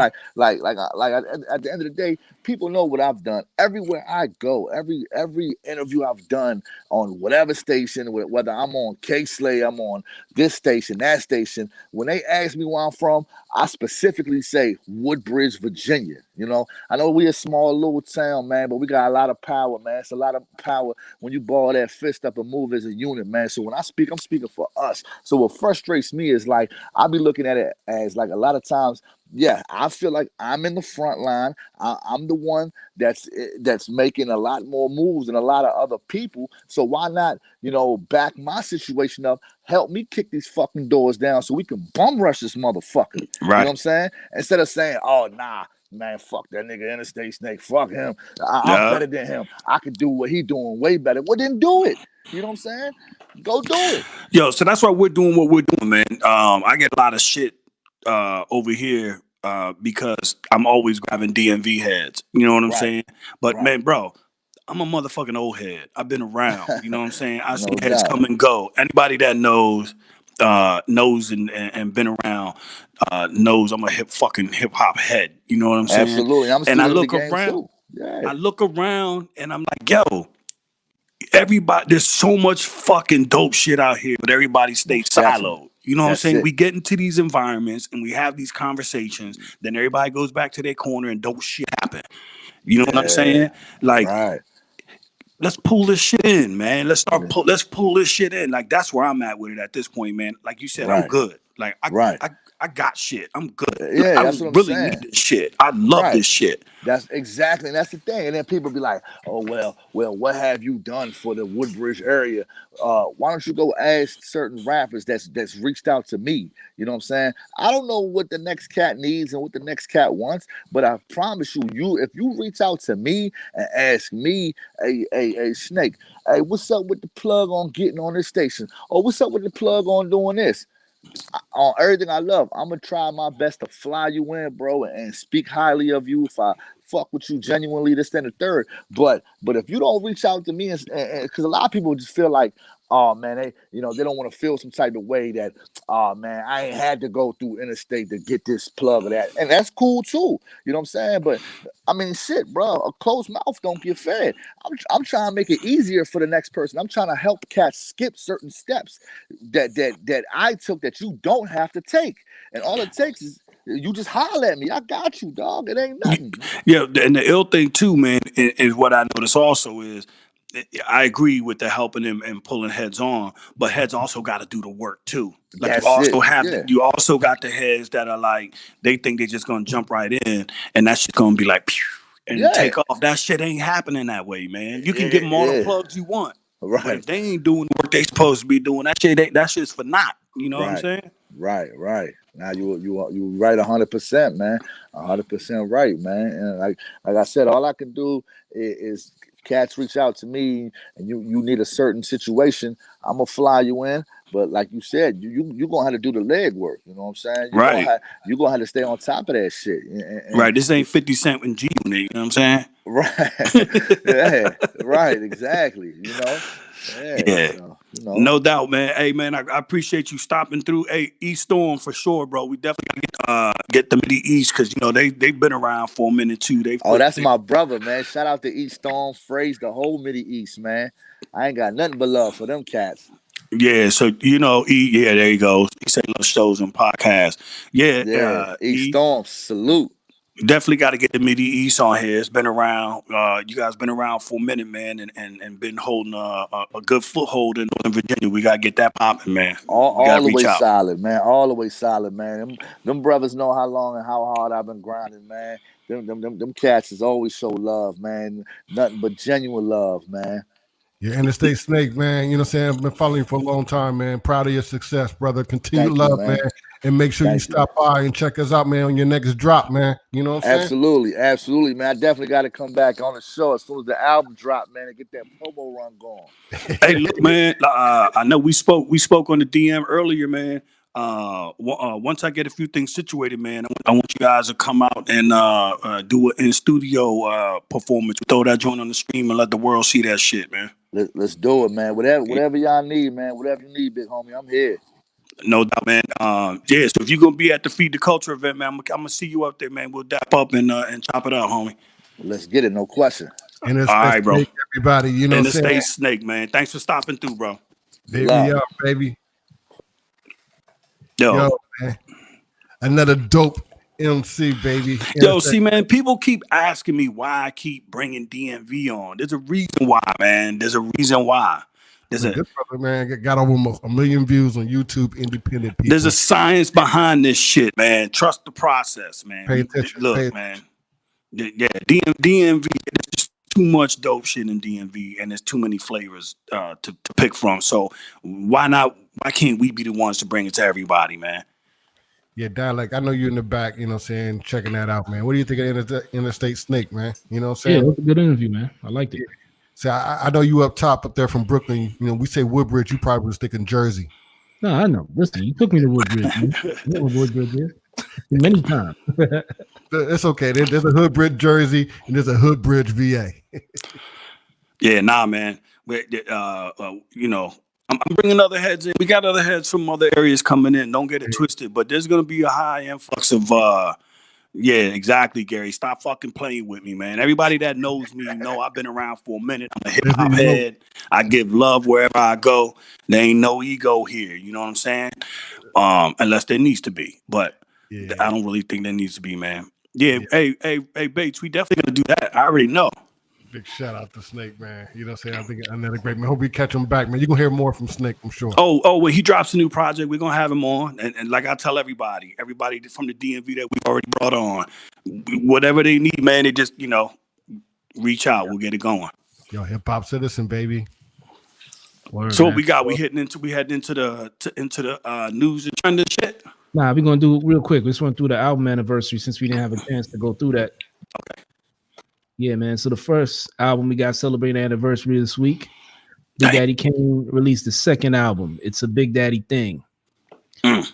Joints on this was Smooth Operator, Pimpin' Ain't Easy featuring Nice and Smooth and Scoop and Ant Live.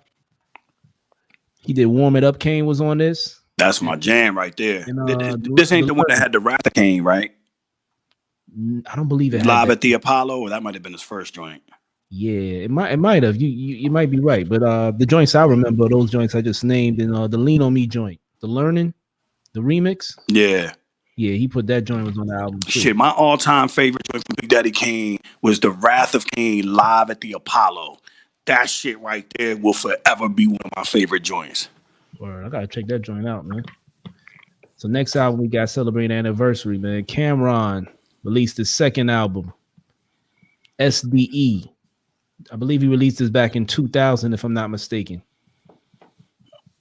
And I wouldn't know like that. Man. Yeah, man, he had a joint Losing Weight with Prodigy. He had Where I'm From featuring Dutch and Spade was on this. And one of my favorite joints from Cameron was Let Me Know. That was on this album. Yeah, and this was back when his beats was produced by this cat named Digger. So he had a lot of like samples. Remember, like in the first Not album, Lord Digger. This one hit the NFL. The NFL named Digger. Okay. This one NFL sample. Yeah. I like that. You know, so that was back in the Tigger days. They used to confuse him with Tigger back then. Yeah, that was like high energy Cameron. It wasn't like the Cameron and Rockefeller when he kind of slowed it down for people. This is more the high energy Cameron, but this joint was fire right here. Next album celebrating anniversary. Lupe Fiasco released his first album. Hey, yo, man. When was this? When was this? I want to say, man, 2005. It's that kick push, man. I didn't know that kick push was about skateboarding. You know what I'm saying? But that shit was hot. That was a hot joint, man. That beat was smooth. Then he had Daydream. That was a hot album. Kick push. That shit was hot. Yeah, man. This joint right here, I mean. Well, you already know. Yeah, Marley Marl, man. It's the joint that had the symphony on it. I think I had showed this a couple weeks ago, man, but the website I get my information from, man, they be jacking up the dates, man. But this is actually E-Storm said, who's better, Lupe or Kendrick? Yeah, I'm going Kendrick all the way. Yeah, Lupe actually started like a little controversy earlier this week, I think, when he said that he's better than, or last week, when he said he's better than Kendrick Lamar. He must have a new album coming out. Yeah. I mean, I think Lupe is dope, man. I think people need to stop doing who's better and all that stuff, man. I think everybody. Man, that's just fun, man. You know how that goes, man. That's no different than all the basketball references they do. Yeah. Even though LeBron is the GOAT, but this joint right here. Ooh. Yeah, this album right here. Yes. Woo. His first album, Project Funk the World. Funk the World. Ha, boy. Yeah, you knew I was feeling that shit. Yeah, I mean, Flavor in Your Ear was like Bad Boy's first hit, to be honest with you. Shit, the main line. The main line on this one, bananas. Then he had another joint called Get Down. I think that was another album. Down, get on down. Yeah, you know, I like this beat. I like this beats, you know what I'm saying? But I think after Biggie came out, man, it was pretty much a wrap. People was like, you didn't really hear much of Craig Mack after this first album. Craig Mack was the seed money for Bad Boy. Don't get it twisted. Exactly. And what's funny? You listen to OC did an interview recently. He said when him and Biggie was like touring with Craig Mack, they said everybody would just wanted to hear Flavor in Your Ear back then. They wasn't really trying to at Biggie, Biggie's early days. Mm-hmm. He said people was more interested in hearing that Craig Mack single, man. That Flavor in Your Ear. You remember that sound of that? That shit was hard. That woo, woo. Yeah. I mean, when the remix came out, though, man, I mean, and he put LL on there, Busta on there. Yeah, that's the joint that got Busta out of debt from the Leaders of the New School shit. Yeah, that joint was crazy, man. I mean, after that remix, man, that was it, man. Everybody else on that joint took off, and then you ain't really hear from Craig Mack after that. Yeah, he tried to do a few things. Yeah, man. R.I.P. Craig Mack, man. No doubt. Next album. I believe this was a second or third album from De La Soul. I want to say the third album from De La Soul, Balloon Mind State. And the joints on this that I remember was Break of Dawn and Ego Tripping was another joint. This ain't the one that has Saturday, is it? I don't think so. I think that was the other joint, man. Break of Dawn was hard, man. Break of Dawn, that carried that shit, man. Yeah, Break of Dawn was a hard joint, man. Yeah. That's the joint with Plug One came out with an afro, man. I was like, okay. Looking like 20 years older. Yeah, man. This was a classic joint, man. This album right here, man. See, you reaching into where I'm at with it. Yeah. Diamond D released his first album. I believe he released this back in I'm gonna say 92. Stunts, Blunts, and Hip Hop. Yeah. Joints on this that I remember, man. Sally Got a One Track Mind. Ooh. Mine was that's that shit. Oh shit, I got your head bobbing. Yo, with the guitar. Do do do do do do. That was Best Kept Secret, man. Yeah. With Anthony Mason in the video. And the Getaway. Yeah. Run into that getaway car. Yeah. Classic joint, man. Yep. Sally Got a One Track Mind. I'm gonna play that shit as soon as I get off this joint. And amazingly, this album was released on the same day as the Diamond D joint. Redman released his first album, The Album. There's a whole lot of blunts getting smoked to that. Yo, I mean, Redman, yo, I mean, this was a find for Eric Sermon and the Def Squad, man. And the funny thing is, Redman, when he first met Eric Sermon, he tagged along with another MC as the DJ. And Eric Sermon looked at Redman and said, "What you do? You rhyme?" And the Redman was like, he had this one rhyme he would say to people all the time. And he said that. And pretty much after that, I don't even know who the other MC was, man. Redman and Eric Sermon developed that relationship, man. His career took off. Yeah, that's wild. Redman was crazy though, man. I mean, ever since I first saw him drop that clip on Eric Sermon's on EPMD's video, I think the joint was Hardcore where he did like a quick little snippet. Yeah. I was like, yo, this kid is a beast, man. Then he had Tonight's the Night. Yo, Redman's a lyrical monster, man. And this album right here, Superman Lover. Yeah. That whole album. Yeah. Yeah, Faith Evans dated Redman. Is that true? I ain't heard that shit. Hey, said it on Drink Chance. They said it on Detroit. Oh shit. That right there is a random piece of history right there. And shout out to Redman. You know, a lot of dudes talk. Redman ain't say shit about that. He's like, I'm focused. Yo, you remember when they did the live pay-per-view concert and they cut him off and he started beating the sound man up? You remember that shit? I think it was Def Jam. Def Jam did a live pay-per-view concert and the sound man told him that, or they told him, I guess his time was up or whatever, and he got pissed, dropped the mic and started beating up the sound man and shit. Yo, but Redman did say, man, he make the bully of the block move and get new locks. Yeah, he wasn't lying, man. From Brick City, man. I mean, I live not too far from Newark for like 6 years. Newark ain't no joke, man. Oh yeah.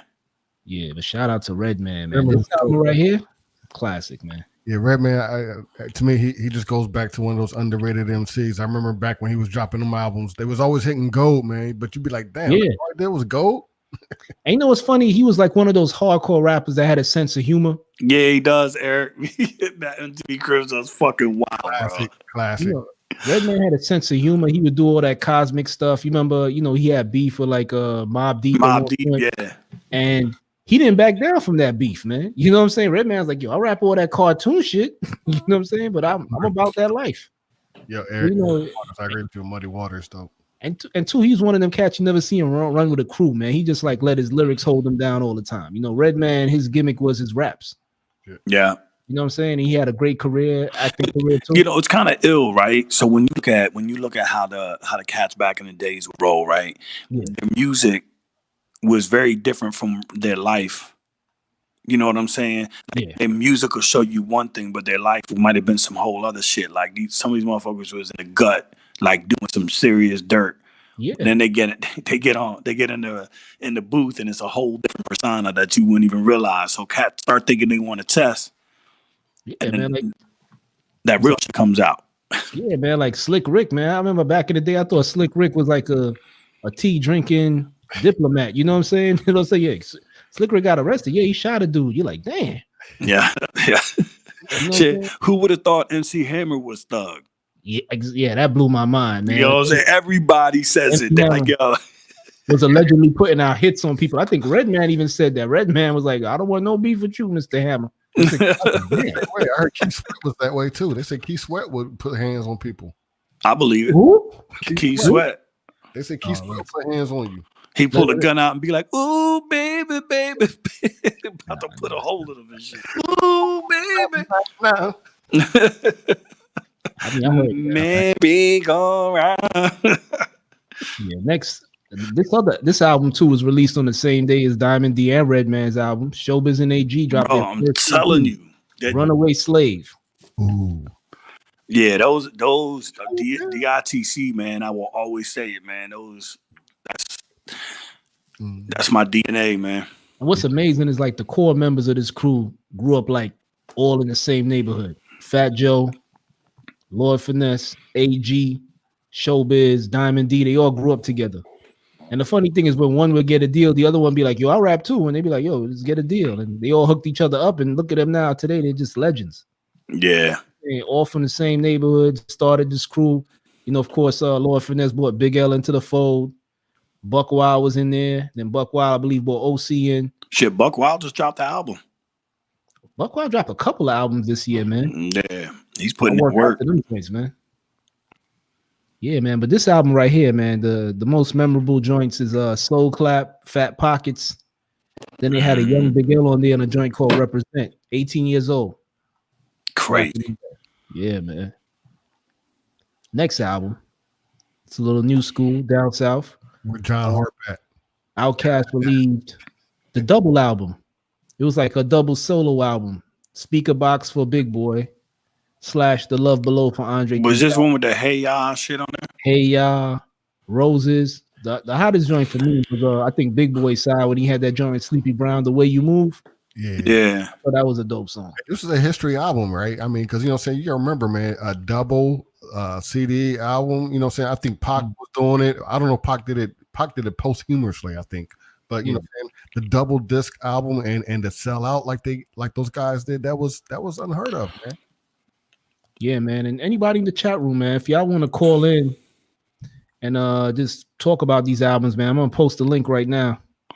Hey yo, if I'm not mistaken, didn't 3000 get a little deal with Polaroid, right?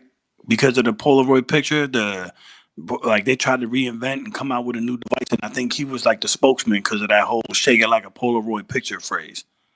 Oh, word, yeah. No, he sued Polaroid for it, right? No, from what I thought he sued Polaroid because they used a sample for their commercial. No, I thought they made a deal, but yeah. Shout out to Roses is dope. Yeah, Roses was I didn't want to say that, man, because Andre was singing on that shit, man. That shit was dope. That one, man. That's a song. I ain't hip to that. Is that the name of the song? Yeah. That's when Roses really smell good. Yeah. That's when they had like a little. It was like a video on a high school talent show. And Andre was like performing with his group on stage, and then Big Boy was running with the jocks. Yeah, the song was hot though, man. I remember when, what was it? The Cadillac, the first album, when they first dropped that. Southern Playalistic Cadillac. Yeah, and we went out to do a show for the Q Dogs. We went out there to perform for them, and it was the first time that I had been to Atlanta. And even though I thought the album was dope, the album was 10 times doper after I had visited because it put everything into perspective. You know what I'm saying? Like, I caught the vibe. Yeah, I'm trying to tell y'all, come to Texas, y'all understand trap music better. Yeah, man. But what I wanted to say about this album, I think this was like the first time where you had a hip hop duo release like two separate albums, two solo albums for each member of the group on one album. I thought it was interesting, and then they collaborated on joints together. I thought this was pretty dope, man. Yeah, that was the Tribe Called Quest for Atlanta. Yeah. Speaking of look at that segue. How you like me now? Yeah, that was pretty How'd good. You know that, architect? You cheat. Tribe Called Quest celebrates an anniversary of their second album, The Low End Theory. And you know, I like to throw the word classic around a lot, but this is this joint, yeah. This is when Q-Tip, or not Q-Tip, when Phife showed his ass. Yeah, not literally, but you know, yeah. I'm saying, you know, he came out the box. Like people was like, "Oh shit, hold on." I mean, from the gate, I believe the first single was "Check the Rhyme." That crazy, man. The hook, the bridge of the joint. Then when they get into the verses, it kind of smooths out. I remember when I first heard this album, my brother was working in New York in the harbor, and of course, like we would every time you hear something, you know, you always want to be the first to tell people, yo, you know how that shit goes. And he called me up, yo, you heard the new fucking Tribe? And then of course, not long after the video dropped for Check the Rhyme, and it was a rap. I was just like, these dudes, man. Yeah. Then they had, you know, they slowed it down when We Got the Jazz. That joint was hot. Then they had a Show Business featuring Lord Jamar, Sadat X, and Diamond D. But then they had the hip hop. Here I go with the classic. Scenario was on that joint. That Scenario remix. I mean, let's talk about Scenario 1 first. We'll get to the remix. But that with Leaders of the New School, ridiculous, man. I mean, yeah.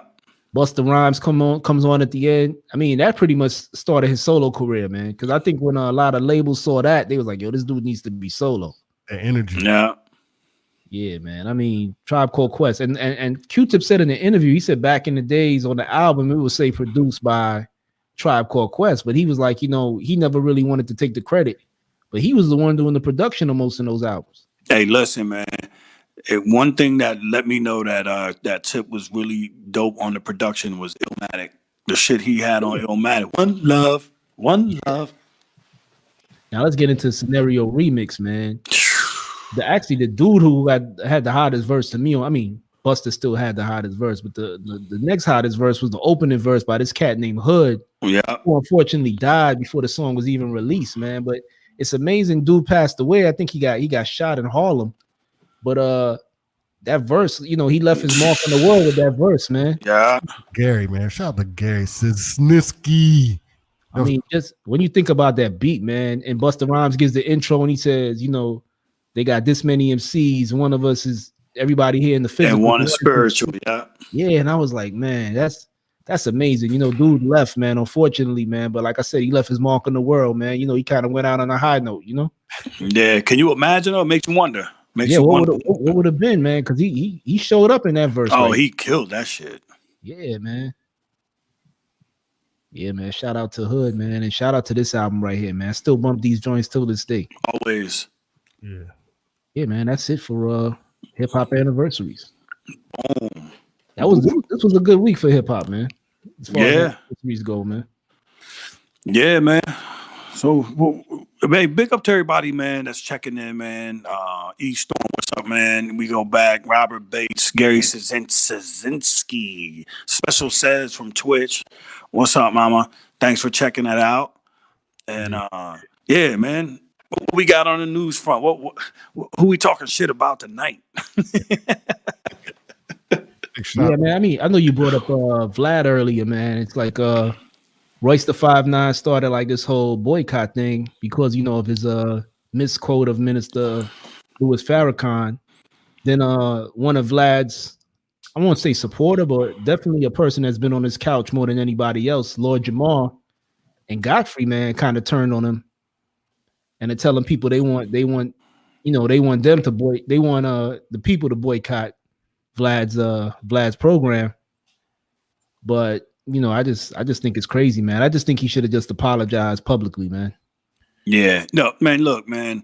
Whether you like it or not, Farrakhan is a cornerstone in hip hop. You know, so and again, like I stated earlier in the interview with Interstate, man.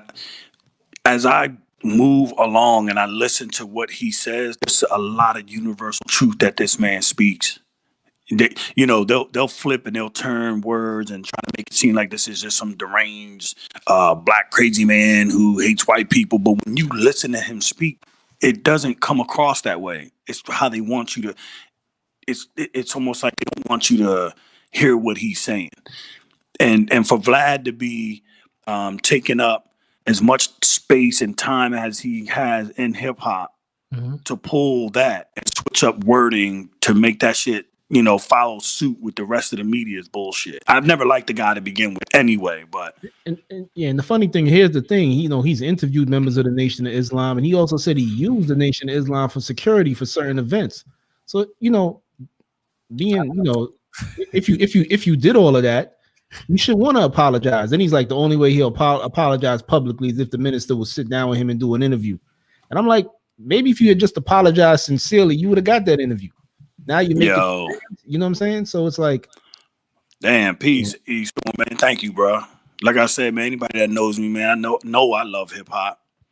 Yeah, but I mean, I had kind of like with Vlad, what he did back in the day with the whole Joe Budden and ransom situation, when he bought ransom to Joe Budden's house and one of Ransom's boys slapped Joe Budden's brother. You know what I'm saying? I kind of thought that was kind of lame. So I kind of had canceled him since back then. Yeah, it just seems like he's always fishing to get that. Yeah. To get that statement. You know what I'm saying? That headline statement. Like he'll throw shit out there and it's meant to try to pull the bullshit in. Yeah, man. Some classic photo of Vlad back in his early days. When he interviewed CB4. You got me. That's not Vlad. Hey, but pretty much that character, that's kind of what Vlad does. You know what I'm saying? He's a guy, grew up somewhere else trying to get into the hip hop community and do some interviews, man. So pretty much it's not that far off. Salute the snake, man. Yeah, salute the snake, man. So what else we got in hip hop, man? Oh, actually, today was a good day for album releases, man. I don't know if you guys saw some conscious rappers from the 90s from our era released albums, man. Public Enemy released the album today. It's good, man. Yo, my man Dan reached out, said that shit was fucking fire too. I'm gonna have to give that a listen. What did you say, the Public Enemy? Yeah, he said that shit was fire. They've been dropping shit lately, man, on the low, for real. This is not the first time Public Enemy dropped some heat in the last 6 months. You know what I'm saying? Because Hey, and let's look at that. The title of the album alone tells you that's a statement. Like, for real, what you gonna do? Yeah, so it was Public Enemy, Paris from the Bay Area released the album. Yeah, I've seen that. Yeah, and Nappy Roots, and then also in what's his name? Sadat X and Aguilar released the album. But Hip Hop DX released the article saying, because of these releases, they want to know this 2020 mark a return for conscious rap. I'll be honest with you, man. I don't think conscious rap ever left. It just never had that public platform like it used to have back in the day. Exactly. It never had conscious rap. Wasn't good for sponsors. I mean, Coca-Cola's not going to sponsor a pro-black message. You know what I'm saying? Yep, agree. I was just about to say that. Yo, when he rocked, what is that? What was it? 10 Points on the Nas album. That 10 Points joint. Mm-hmm. That joint takes the cake from me. And then who was it? You shared an article with me that they were shitting on Nas, trying to make it seem like he was womanizing or some shit. I can't remember what the article was. I was like, who the fuck writes this shit? They said it's the most misogynistic album ever released. I mean, I don't want to misquote nobody, but it was along those lines. Because he was mentioning kings, man. Yeah, he mentioned Doja Cat, and they were saying it was misogynist. I'm like, have you heard the other albums that's been out before? Right. Never mind WAP, Juan's favorite song. Hey, man. And WAP should be your favorite song, too. No, it used to be.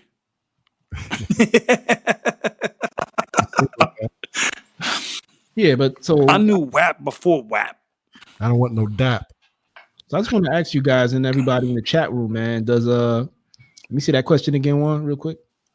What was it? Okay. Yeah, does 2020 mark a return for conscious rap? So you think because of the social climate of today that we're going to see like a resurrection of conscious rap in the mainstream? Or is it just going to be like episodic and die down? Like, look, man, the thing is this, right? The thing is this, and I'm a firm believer in this. Hip hop is its own secret society in a sense. Like, so much power that hip hop holds that have had to pull together. It's no different than the conversation that Snake and I were having about just bringing that one area together, right?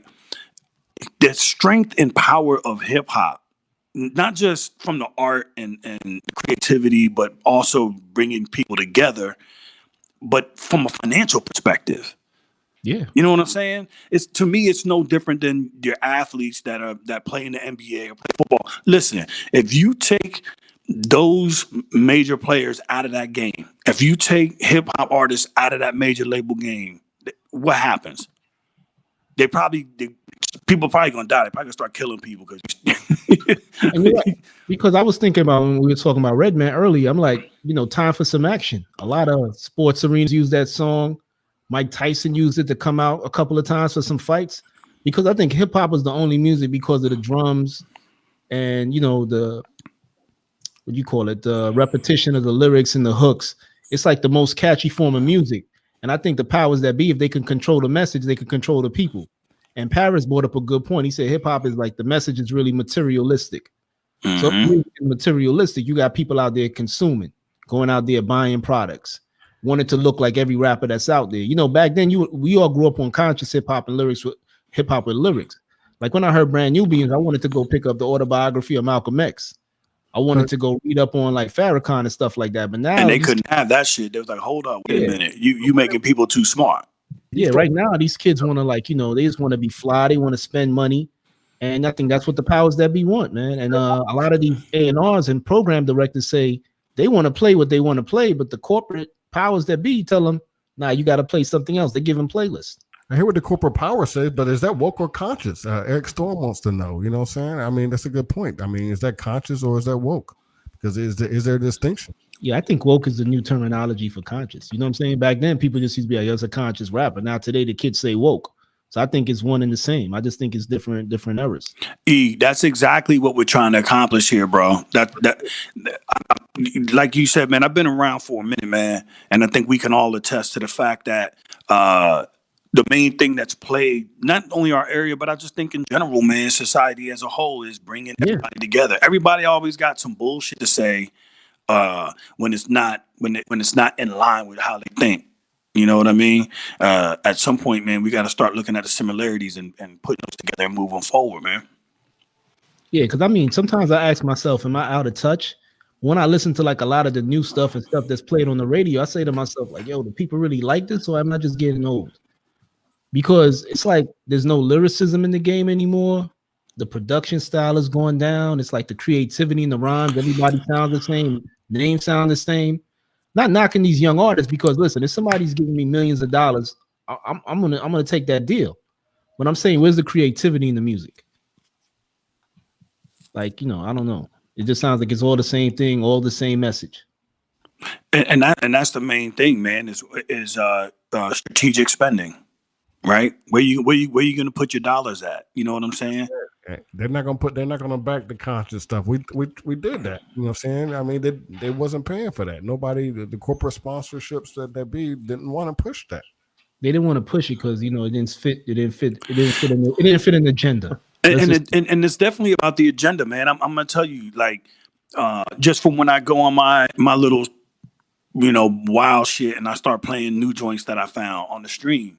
There's sometimes that people are sending me stuff that's not even released. Yeah.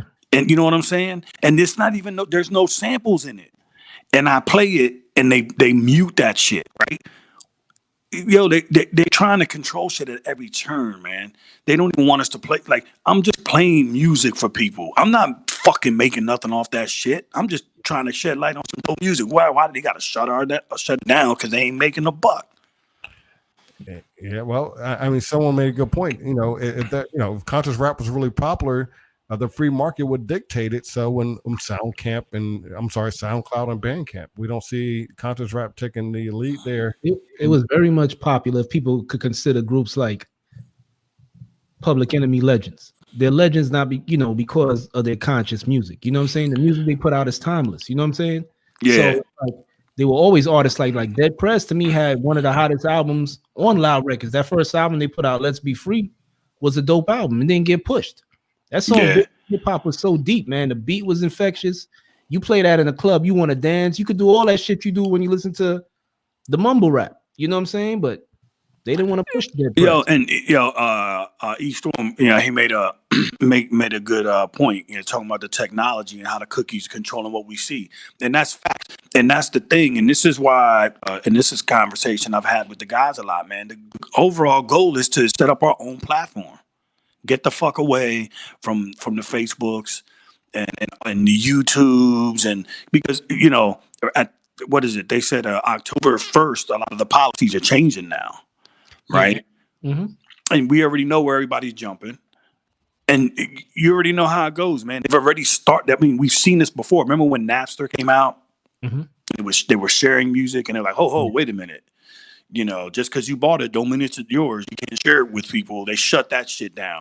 We got a little bit of a margin ahead of them. We stepped we got a little bit ahead of the game on them. But now they're starting to really, really, really start putting motherfuckers in the corner, man. And the only way this shit survives, and the only way these independent artists get light is by shit like this. You know what I'm saying? And even at some point, I would imagine, even though we're not playing music and we're just talking, just about what we're talking about, they're gonna start shutting this shit down. Yeah, and I mean, Don Juan, you said people conscious rap doesn't get played because it doesn't sell, which is BS, man. The media has the power to sell anything, man. You know what I'm saying? Like, I just think they don't want to promote it because they don't want the people having a certain mindset. Hey, man, it's better to keep people dumb, man. Correct. They want everybody to think and act and behave the same, and they want certain groups. I mean, this is just me throwing stuff out there. It's what I believe. You know what I'm saying? They want people to think and act. Because, like, you brought up a good point. Buck Wild dropped 2 albums this year. Hot joints. I believe that they threw it in a commercial, or they threw it in a movie, or they threw it in a basketball game. People be like, yo, that shit is hot. Right. They just don't push that type of music. Right. Yeah, nah, man. It's at this point and now more than ever, man. It's important that everybody supports each other, man. We all got our own flavors, our own styles of what we do. But at the end of the day, they looking at us, they're all the same way. Whether Yeah. you spitting their conscious or you spitting some street shit, you still being looked at the same way. It don't matter. Yeah, and speaking of hip hop selling products, man, I mean, we got Kanye West says he's only wearing Jordans until Adidas gives him a seat on the board. Look, Do you guys see that happening? keep fucking calling Kanye crazy if you want. He does his little rants and all that shit, but he ain't stupid, bro. You know what I'm saying? Who's gonna go out and buy 500 acres? You know what I'm saying? In the heartland of a fucking America. Hey, listen, those are called Kardashian lawyers. Yeah, but I mean, don't want to take all of that away. But let's be honest, man. The shoes sell because of the artist and the artist music. That's it. He has a point. You know what I'm saying? If Kanye West was somebody that you didn't know and he put out the Yeezys, you'd be like, what the fuck is these shits is ugly. But because you like Kanye West and you like his music, you'll buy the product. Well, you know what I'm saying? That's the power of hip hop. I don't know. I think there's a lot of marketing there. Kanye knows, saying supply and demand. He can strike up a huge demand with a limited supply, and that's all he's done. I don't think that the Yeezys are all that great. I think it's just a bunch of hype that everyone is buying into. But that just goes back to the artist. It's about look, they don't make commercials with motherfucking Shaq talking about icy hot. There's a reason why. You know what I'm saying? The name sells the product, man. Don't be fooled. Yeah, because I mean, I'm around. When I used to work in New York, I was around salespeople all the time, and they told me one thing: people buy people.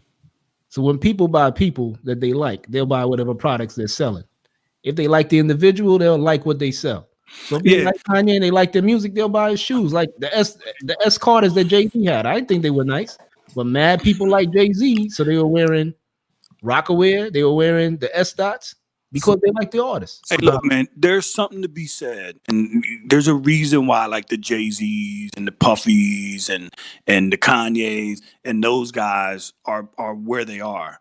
If you listen to what they say, right, whether it be music or in their interviews, right, people are calling batshit crazy for them saying, "I'm going to be the next billionaire," or "I'm going to." Again, this goes back to power of words in the later, earlier segment. The power of words, and you look, they doing everything they said they're gonna do. I mean, it's he's showing you. When Kanye said, "I bought this 500 acres because I'm gonna build my manufacturing plant so I can," like people like, "Oh, this motherfucker's crazy." Why is he crazy? Yeah, like why is he crazy? Look, it's funny. You go ahead. I'm sorry, Don. No, go ahead, Dialect.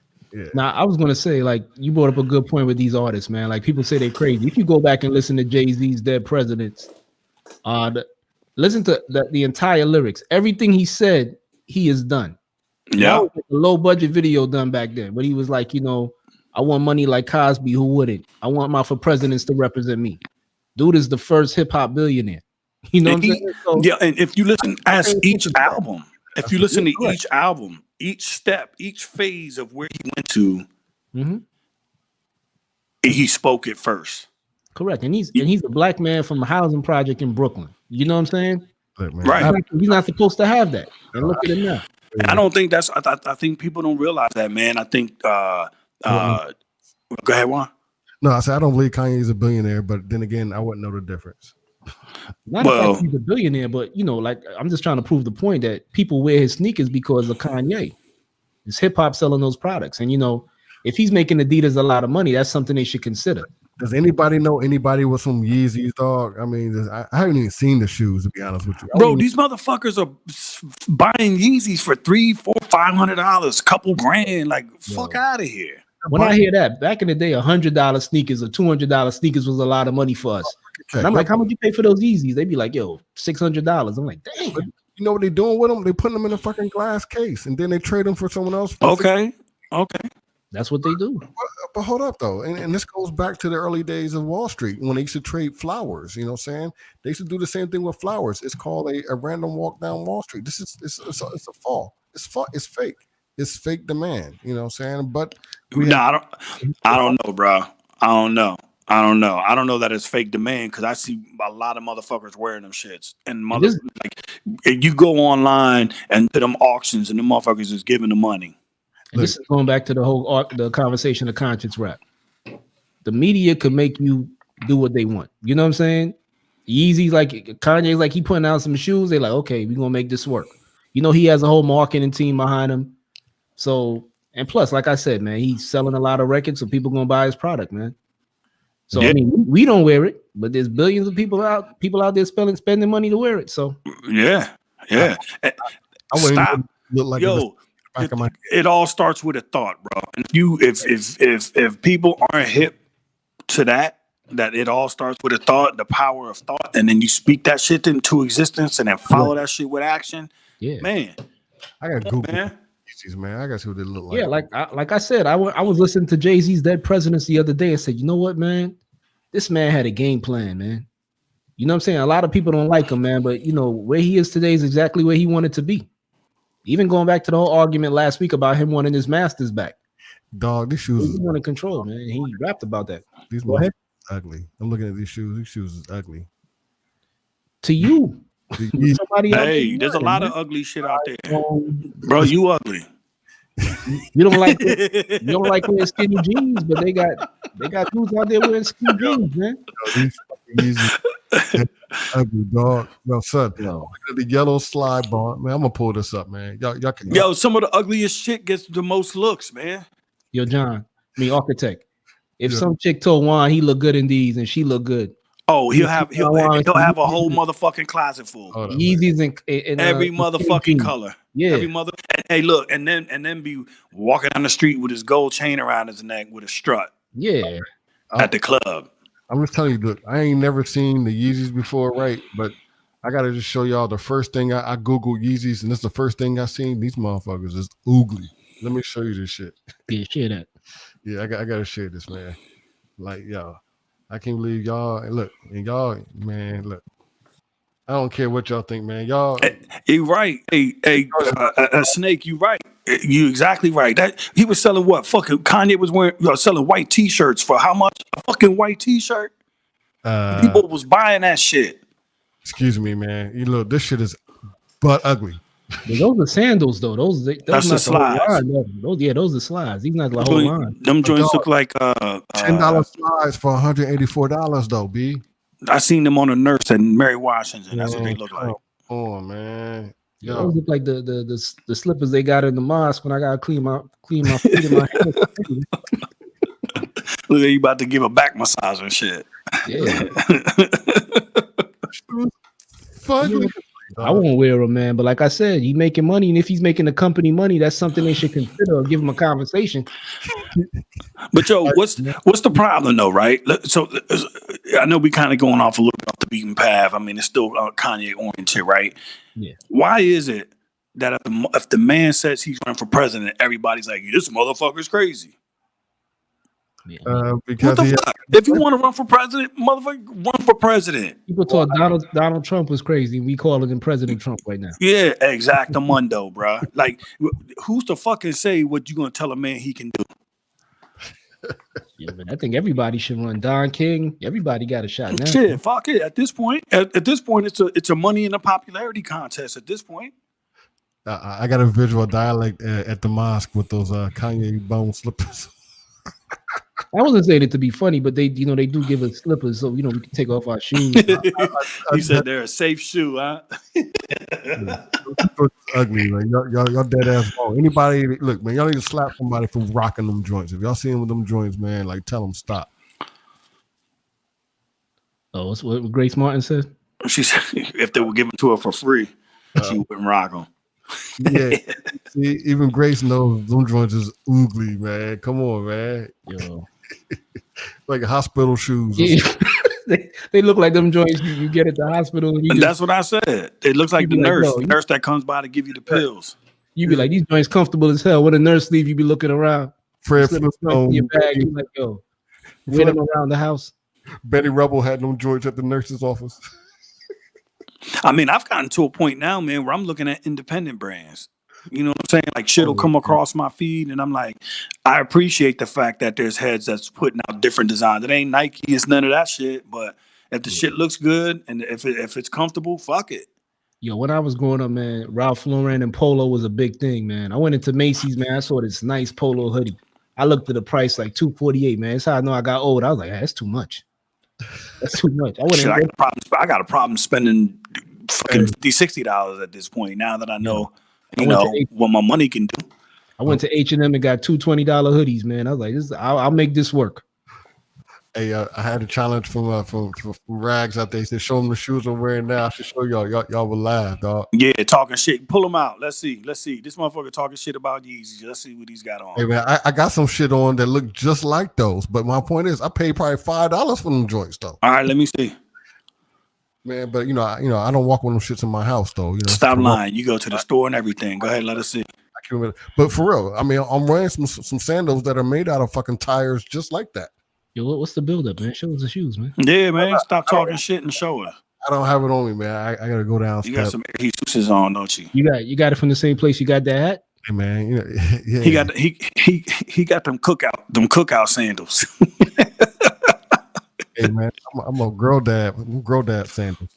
Juan got on one of those hats that come in like a gift bag. You know what I'm saying? Oh, Bates, call O-head swag. All right, Bates. Come on, man.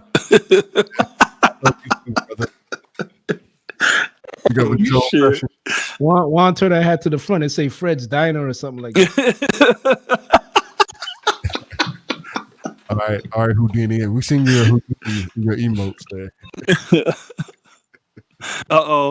We getting requests. The chat room needs to see him, bro. Let him see. Let him see why you spoke up, bro. Let's see him. You got Ma Dukes up in there too, man. Saying, show me the shoes, man.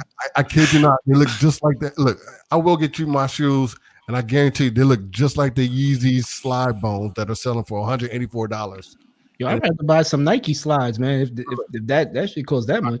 That's a challenge. I'm gonna go get them. You know what I'm saying? And these joints look just like them joints. Let me just show that again, just for our viewers, right? I got some joints that look just like the Yeezy sliders, dog. $184. Y'all getting ripped. I'm paying $5 for mine. I got some joints that look just like this. Hey, until you show it to us, you lying. I don't believe you. You got to get a pedicure to rock them shits, man. I don't believe you. Yo, I ain't gonna front, man. On summertime, I'm not rocking no slides with no motherfucking socks, bro. The Hawaiian and the Puerto Rican in me takes over, and I'm going chancleta. Okay, I'm breaking the thong slippers, the $5 thong slippers you see in the front of fucking Walmart. That's what I'm rocking. I'm not. It's too damn hot for all that shit. I can't do the flip flop, man. That little clapping sound that comes along with it when you walk. Just gotta know how to walk, bro. You just gotta know how to walk. It's a culture thing, bro. My sandals are probably made out of recycled tires. I kid you not. Recycled Firestone tires. Bro, I'll get them joint what they like $5. I get every color, red, blue, all the different, and then just match them with the tank top. You know what I'm saying? Yo, I know. Let me say flip flops. They kill a mean roach and a spider. I tell you that much, man. Hell yeah, spider this morning with a flip flop. And get straight across the room. Let them shits fly. That's how my mother used to be. I used to get disciplined, man. Moms used to be like a ninja with that. She used to throw that from the kitchen. That shit'll get you all the way in the bedroom while you playing video games. Be like, yo, damn, you should have been a quarterback, man. Yo, my mother, yo, she used to say in Spanish before she would throw them. That's how we knew. Everybody started running like it was a grenade about to be tossed, right? We be wilding out in the living room, right? And she bite her hand and be like, "Me cago en tu familia." And as soon as you heard her start saying that, bro, everybody started running and shit. Bro, I swear she would throw. She had, take one off and have them on her feet. And take one off and be like, wada, right? Hit one. The other heads are running, and she'll grab the other one, wada, and fucking pinpoint accuracy, bro, down the hall. See, that's another thing that's good about the Yeezy slides. You know what I'm saying? Kids can't get disciplined with them, man. You try to throw the Yeezy slide, they go straight to the ground right away. Yeah, they're too heavy. Yeah, shit's too heavy. Man. I'm telling you, them chancletas is like boomerangs, bro. They hit you in the head and come right back to her hand, and then she put it back on. You know what I'm saying? Shorts is my basketball shorts too. And the black socks is my basketball socks. Yeah, I said y'all motherfuckers getting athlete's foot. Run around with the stinky ass feet and them long ass socks. All right, so next story we got. Oh man, I'm clicking news stories. What's this? Right? Yeah, Joe Budden unveils the Joe Budden Network.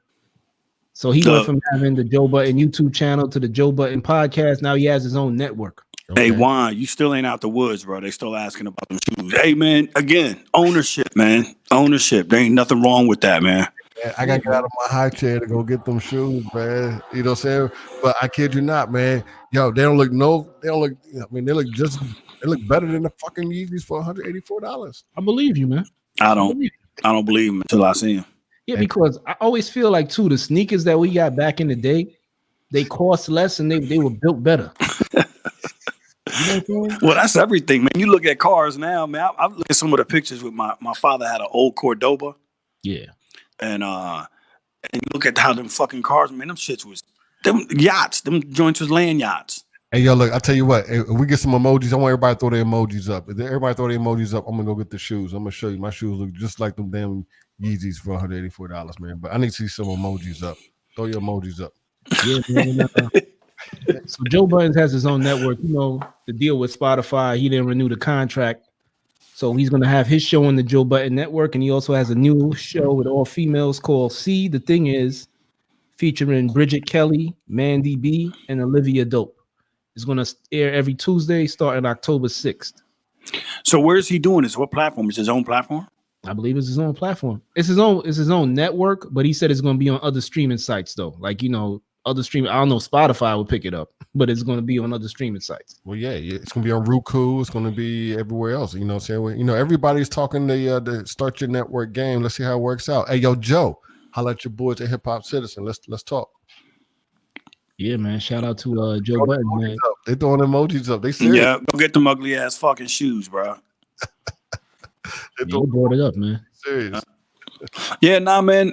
You know, that Joe Budden thing, man, is it's a good piggyback story because ownership, period.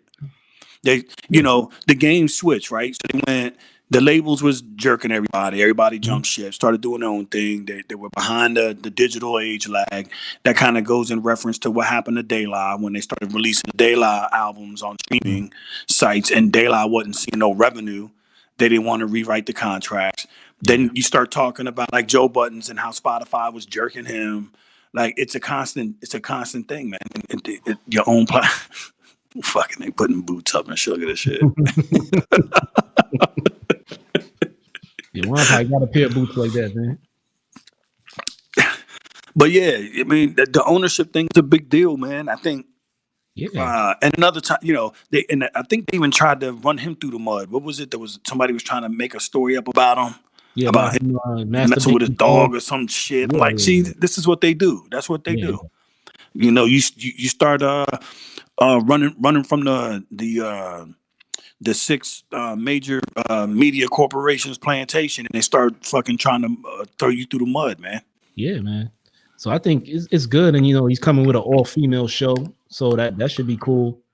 And you know, I'm gonna support him, man, because I watch it, listen to the Joe Budden's podcast here and there, but I'm definitely gonna start listening to it now, and I'm gonna definitely check out this show. Yeah. Okay. Here we go. The unveiling. I don't have a drum roll, but what you got, Don Juan? Podcast. They serious out there throwing up emojis for a shoe? Yeah, you told them. Yeah, you got it. You see, when you tell us a story, you got to be some type of truth to it. You know what I'm saying? Because people gonna call you out, man. So I want to see them slippers. All right, look, man. So let's just set it up for all of our West Coast viewers who are just tuning in and stuff, catching this real live, trying to figure out what's going on. I'm trying to prove to everyone that them damn Yeezys is butt ass ugly. I just did a wild Google search, first time, and I seen these ugly ass Yeezys for sale for around $184. And my first thought was like, dude, I got some shit on that look just like that for fucking like $2. You know what I'm saying? So I don't understand the hype. And then y'all telling me that everybody wear Yeezys. I'm like, these are ugly. I don't know anybody wearing Yeezys. Yeah, wait a minute. Why the hell is one store selling the same shit for $184 and then there's one for $50? Did you see that? Somebody got some bootlegs there. All right, where's the ugly ass shoes, Juan? Stop fucking dodging. So look. I'm gonna show you. You know what I'm saying? I just want to, you know what I'm saying, just make this an exclusive for everybody, right? You know what I'm saying? Right here on HipHopCitizen. I'm gonna show you that. Them shoes right here, HipHopCitizen. Them Yeezys is butt ass ugly. They don't look any more different. They don't look no different than the shit that I wear. You know what I'm saying? Nah. They look better than those, man. It's probably made out of recycled tires somewhere, and so I don't it's overhyped. That's all I'm trying to say. You know what I'm saying? The shoes. Yo, show them joints again. Put it closer to the screen. You really rock those, man? Close up, yeah. There's a little paint there. You know what I'm saying? And you might be toe fungus, but you know what I'm saying. But I rather wear Yeezys, man. I mean, Yeezys a lot cooler than them shits, man. Look, those are ugly, dude. The Yeezys is ugly, dog. If those are the only slippers left in the mosque, I'll be like, nah, you go ahead, Aki. I'm gonna wait for the next. Yo, I'm gonna go pay the $50 for the bootleg slide. Yeah. Yo, them joints look like they're gonna fall apart, man. Yeezys is ugly though, man. Yeezys, dude. Yo, you better be able to work a grill wearing the motherfucker. What my man said, the dude got the Nike Air Jesus in black. Oh, what he said? Stop lying to him, Grace. Don't we? She said his look better. Even Grace believes in my shoes. Look, don't hide over Miss Grace. Look, someone's speaking truth here. Shout out Miss Grace. Yo, that reminds me of that special ed video, The Mission, where a dude was on the stage doing some stand-up comedy. He's like, yo, look at homeboy over here, man. He got on the Air Jesus sandals. Yo, them joints got the strap. Yo, you best not go back in time, man. Some big old school biblical vagrants. My man got the chancletas with the tension strap. Hey, shout out to ES, man. He got my joke, man. He said, yo, I'm gonna pass Aki, man. You wait for the next pair of slippers. Shout out to Eddie, man. But listen, I'm just trying to say though, my shoes do the same thing that them joints do for, you know what I'm saying, $184 less. You know what I'm saying? What's so different about them ugly ass shoes? Yo, show them joints again. You gotta make an emote out of them shits, man. Show them again. He said they look like the old jellies. You catch the replay, man. When you wear those walking down the street, you listen to Eni Kamosi, Here Come the Hot Stepper. I love the boot buckle slippers, man. Yo, them joints had the clip on us.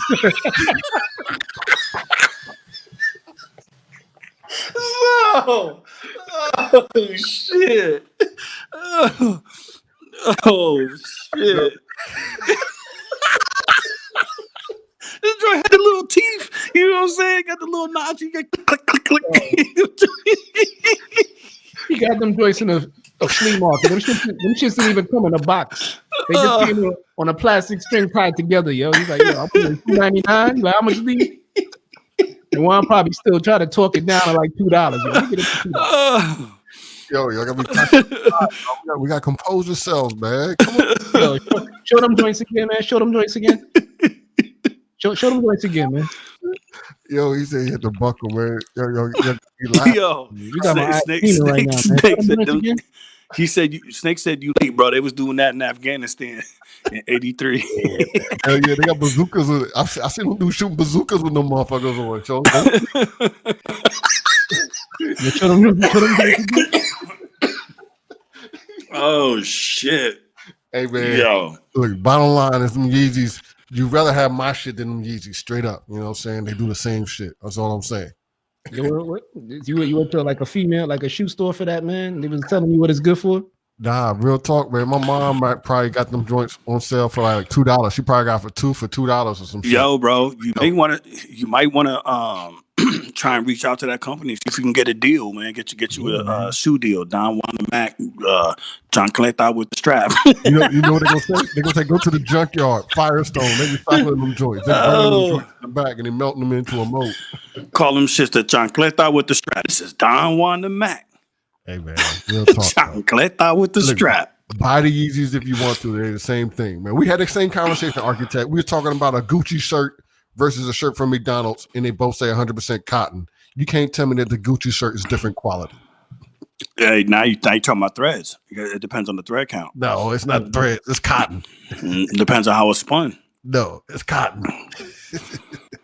Yo, you got to take a picture with your foot in that, man, and post it up on HipHopCitizen. Hey, man, you catch me bare belly with the kids and shit at the parks and shit with no motherfuckers. Fuck, bro. It's either too early or too late for this shit. No, my lord! Why it got the clip on it though? You know what I'm saying? That's what I said, man. She got the, you check it. It's like click, click, click, click, click. You gotta let the top of your foot breathe. You gotta loop it out and be like, hey, how many clicks till it's a gun tight? This is a gun state, man. In case you got to run, man, you gotta have something that can roll with you in case you got to run. See, look. ES said the same thing. Look, he's trying to tell you. That there is a difference in terms of style shirts. We was talking about merch, guys, and my thing is like you're gonna pay for the quality. Don Juan said, bro, I'm dead, bro. Hey man, the shoes gonna be a good hit, man. Viral hit in the post, man. I know the shoe shit gonna be good. Yeah, that's one of them joints I used to wear in Howard when I took a shower, man. You know, in the public showers, you gotta wear some sandals on. So you got some shower shoes on? Yeah, I had to wear that's one of them joints I wore, man. I never understood shower shoes. Huh? Yeah, I know. I mean, I did it. So we got some merch heads in here, and is there a difference in the types of cotton when you putting together your merch and you trying to figure out what type of shirt you're going to use? Is there a difference in the style, particular cotton? Two different shirts, say 100% cotton. Do you see a difference? Feel a difference, and what have you? We should ask Snake that. You know what I'm saying? Well, that's what I'm saying. There's a few heads in here that's dealt with some merch that know about that. The cotton is cotton, dude. You know what I'm saying? So there's no different style. Like I said, a Gucci shirt. Is a Gucci shirt really a Gucci shirt if it's made out of cotton? The same thing as a McDonald's shirt? See, hell yeah, most definitely. Most definitely what? Wait, hold up. Most definitely there's a difference in the cotton. There's a difference in the cotton? Yes. They're both 100% cotton? Look, and to E Storm's point, there you go. To E Storm's point, he said, you'll know after 10 washes. Yep. You know what I'm saying? 10 washes. Bro, after 10 washes, what, the cotton wasn't strong enough? I mean, come on. What happens to cotton after 10 washes? Yo, wash it the first time. I got a lot of shirts that I put in the washing machine after the second wash. They was done. I couldn't wear them anymore. Yep. There's a difference in shirts, man. All right, look. So he says some polyester blends. So I got a question. How the hell is there polyester blends if it's 100% cotton? It's not 100% no more. So that's confusing. No, but even with the cotton, bro, it depends. Like you're talking, it's almost like bed sheets, bro. You're talking about like thread counts. You can have some sheets that are 100% cotton, but the thread count makes all the difference. That's the same thing. Wait, you say the shirt is woven with X thread count, but no one talks thread counts with shirts. We talk what's comfort. You talk about comfort. You talk about durability. If I'm paying for something, if I look exactly, see, look. Mm-hmm. Man, it's the same thing. It's the same difference. The 100% cotton is deceiving because, like you said, both may be 100% cotton, but it's how much cotton is in there. You know what I'm saying? Some may be 100% cotton, but like he said with the thread count, it may be mad low. Yeah, and see, that's exactly that just comes with laundry etiquette, bro. As you get older, you realize you be like, man, you keep throwing that shit in the dryer, you basically cooking that shit. Yeah, I mean, you gotta wait a long time for that hang dry shit too, though. Yeah, that's old school. You gotta do that shit on the weekend, man. Shit, I'll go out back and slippers like wands and hang them joints on the clothesline with them. Hey, listen, man, we got a lot of fans all around the world, man. These shoes be hitting in some parts of the world. Hey, Rob, yes, you would. If you know how you like your shirts, if I wash it one time and that shit falls apart, or two times that shit falls apart, I know the difference. Well, it's called a pre-wash. You know what I'm saying? Get a pre-wash shirt. I mean, you know what I'm saying? Like, come on. But for real, Juan, what the front of that hat say? Yo, look what Rag said.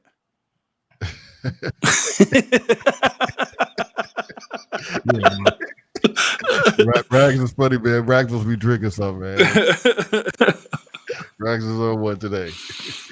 Yo, wild as shit, man. All right, this is what else we got? We got Ray J. Juan, what you gotta say about Ray J real quick, man?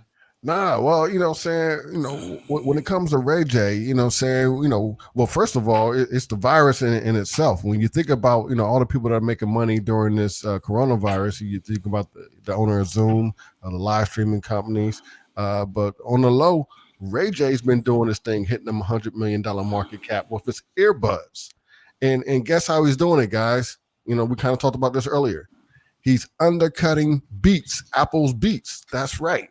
So what Ray J is doing basically is he's figured out a way to sell basically the same headphones at a lower price point instead of the $150 price points from Apple Beats. He's figured out a way to sell his at half the price, same quality, and get this. Here's the kicker. He's adding the variability of different types of colors and styles, something that Beats didn't offer. And he's found a way to make $100 million during coronavirus as a result. And so here's the thing: he's undercutting Apple. The product is hot, and Ray J is on his way to hitting that $1 billion mark. And he may be getting some of the Apple money. Yeah, I just want to say headphones is a funny thing though, because I learned a long time ago. I used to buy the cheapest headphones. I'll be like, let me get $20 headphones, $20 headphones. Then I said, one day I had some money on me. I was like, let me buy some Bose. And after that, I never went back to buying cheaper headphones. So even though I think Ray J may be undercutting, you got to ask yourself, is the sound quality still the same? They're saying that it's comparable, and again, the sales are proving it. Who's saying it? This is what industry tech. Let's see, I can pull one up here for you. So I just think who's saying that it's comparable is I need to know who's saying that, because I know for a lot of heads, especially heads that's kind of in the hip hop or whatever, we know sound. Yeah. You know what I'm saying? And I had for my workout headphones, I was using these what are they? Jabbers, like the true wireless joints. Yeah. And them joints, I think it was like $80. I just got these Sony joints, the same joint, same price, but the sound quality is just knocks that shit out the water. Yeah. Because me, I grew up in New York. When I would ride the train, I would have like those the headphones that came with like the phones and all that shit, and I would still hear people's conversations all around me. Then I messed around and got some Bose, some in-ear joints, and I put them on. You know what I'm saying? I wasn't hearing nothing but the music. You know what I'm saying? Yeah, it cost me more money, but at the end of the day, it was worth it. You know what I'm saying? So it's like sound quality is huge when it comes to headphones. I don't care about the look. But I care about the sound quality. Everyone, I mean, we both can hear two women screaming. We'll hear three different dudes, and everyone doesn't hear the same thing as what I. Yeah, I don't hear women screaming with this, man. If I have this on, I'm good. I don't hear nothing. My point is this: I mean, we can hear the same thing, but we'll hear different things. And again, we talked about this a lot of times with the sound of our stream. You guys hear things that I don't hear. And I'm like, I don't hear. Yeah, but then you look at your sandals with the clamp, with the strap across it, and then it kind of makes sense. Yeah. I guess what you're saying, what Ray J is doing, he's like coming out with a similar look. For those that can't afford Beats, they're just gonna buy his headphones based off of the look. Ray J's doing what Shaq did. Shaq is putting his shoes in all the Walmarts, making it affordable for everybody to buy. Like strawberry. Right. And hey, there's a market for everything, right? There's a place for everything, though. Yeah. Well, yeah. I mean, I guess there's a difference between listening pleasure or studio monitor headphones, but the average person who's buying this shit doesn't know the freaking difference. Yo, you ever borrow somebody's headphones? They use one of the cheap ones. It just sound like the singers are just screaming in your ears. It just sounds so bad. Straight treble. Sound like straight treble. You be like, no wonder you crazy, man. This is what you hearing all the time, man. Get some good headphones, man. Yeah. Hey, man, kudos to him, man. Again, ownership, man. He's making loot. You know what I'm saying? Man. If he's making it affordable and it's hitting the market, so be it. Kudos. Entrepreneurship is the key here. You know what I'm saying? These guys, they do music on the side now. You know what I'm saying? I mean, you see it with Rihanna, Jay-Z, a growing list of a rapper turned entrepreneur. Rapping is almost like a side hustle. Yo, man, your side hustle should be making sandals, man. Hey, if I get a hold of some recycled tires, I would love to make some sandals. I'll make anything out of rubber. You might be onto something with that sandal with the clips, man. shit. Yeah, you rocking them skull buds. Hey, man, you can float over hot surfaces with them joints. Trust shit. The skull buds you buy and you listen to one album and then fucking shit just goes dead. You talking about you talking about the skull candy? Skull candy, yeah. Yeah, I used to trash. see. I used to buy them joints. I'd be like, yo, these look cool. And then I bought Bose, like I said, for the first time, and I was like, I never went back to cheap headphones after that. I've been using Beats, AKG, Audio Technica. I've been using quality headphones after that. Yeah. So I like the sound quality is most important to me. Good night, Grace. Good night. He said skull buds. Extra trouble.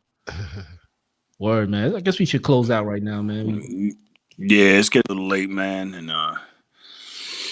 but yeah, man, thanks Interstate Snake for getting on and having that interview, man. When the new album drops, make sure you get back at us, man, so we can help push that. Any new music or whatever, man, everybody reach out, man, to share this shit. Let everybody know what we trying to do, man. And all y'all insomniacs. I'm glad I'm not the only one. Yeah. And Architect, man, that was a dope ass video, by the way, man. Again, can't say it enough, man. And special thanks to Interstate Snake. You know what I'm saying? Great guest as always. No doubt, man. And hey, everybody in the chat room, man. Thanks for riding with us. And again, every Friday, man. Thanks, Rob.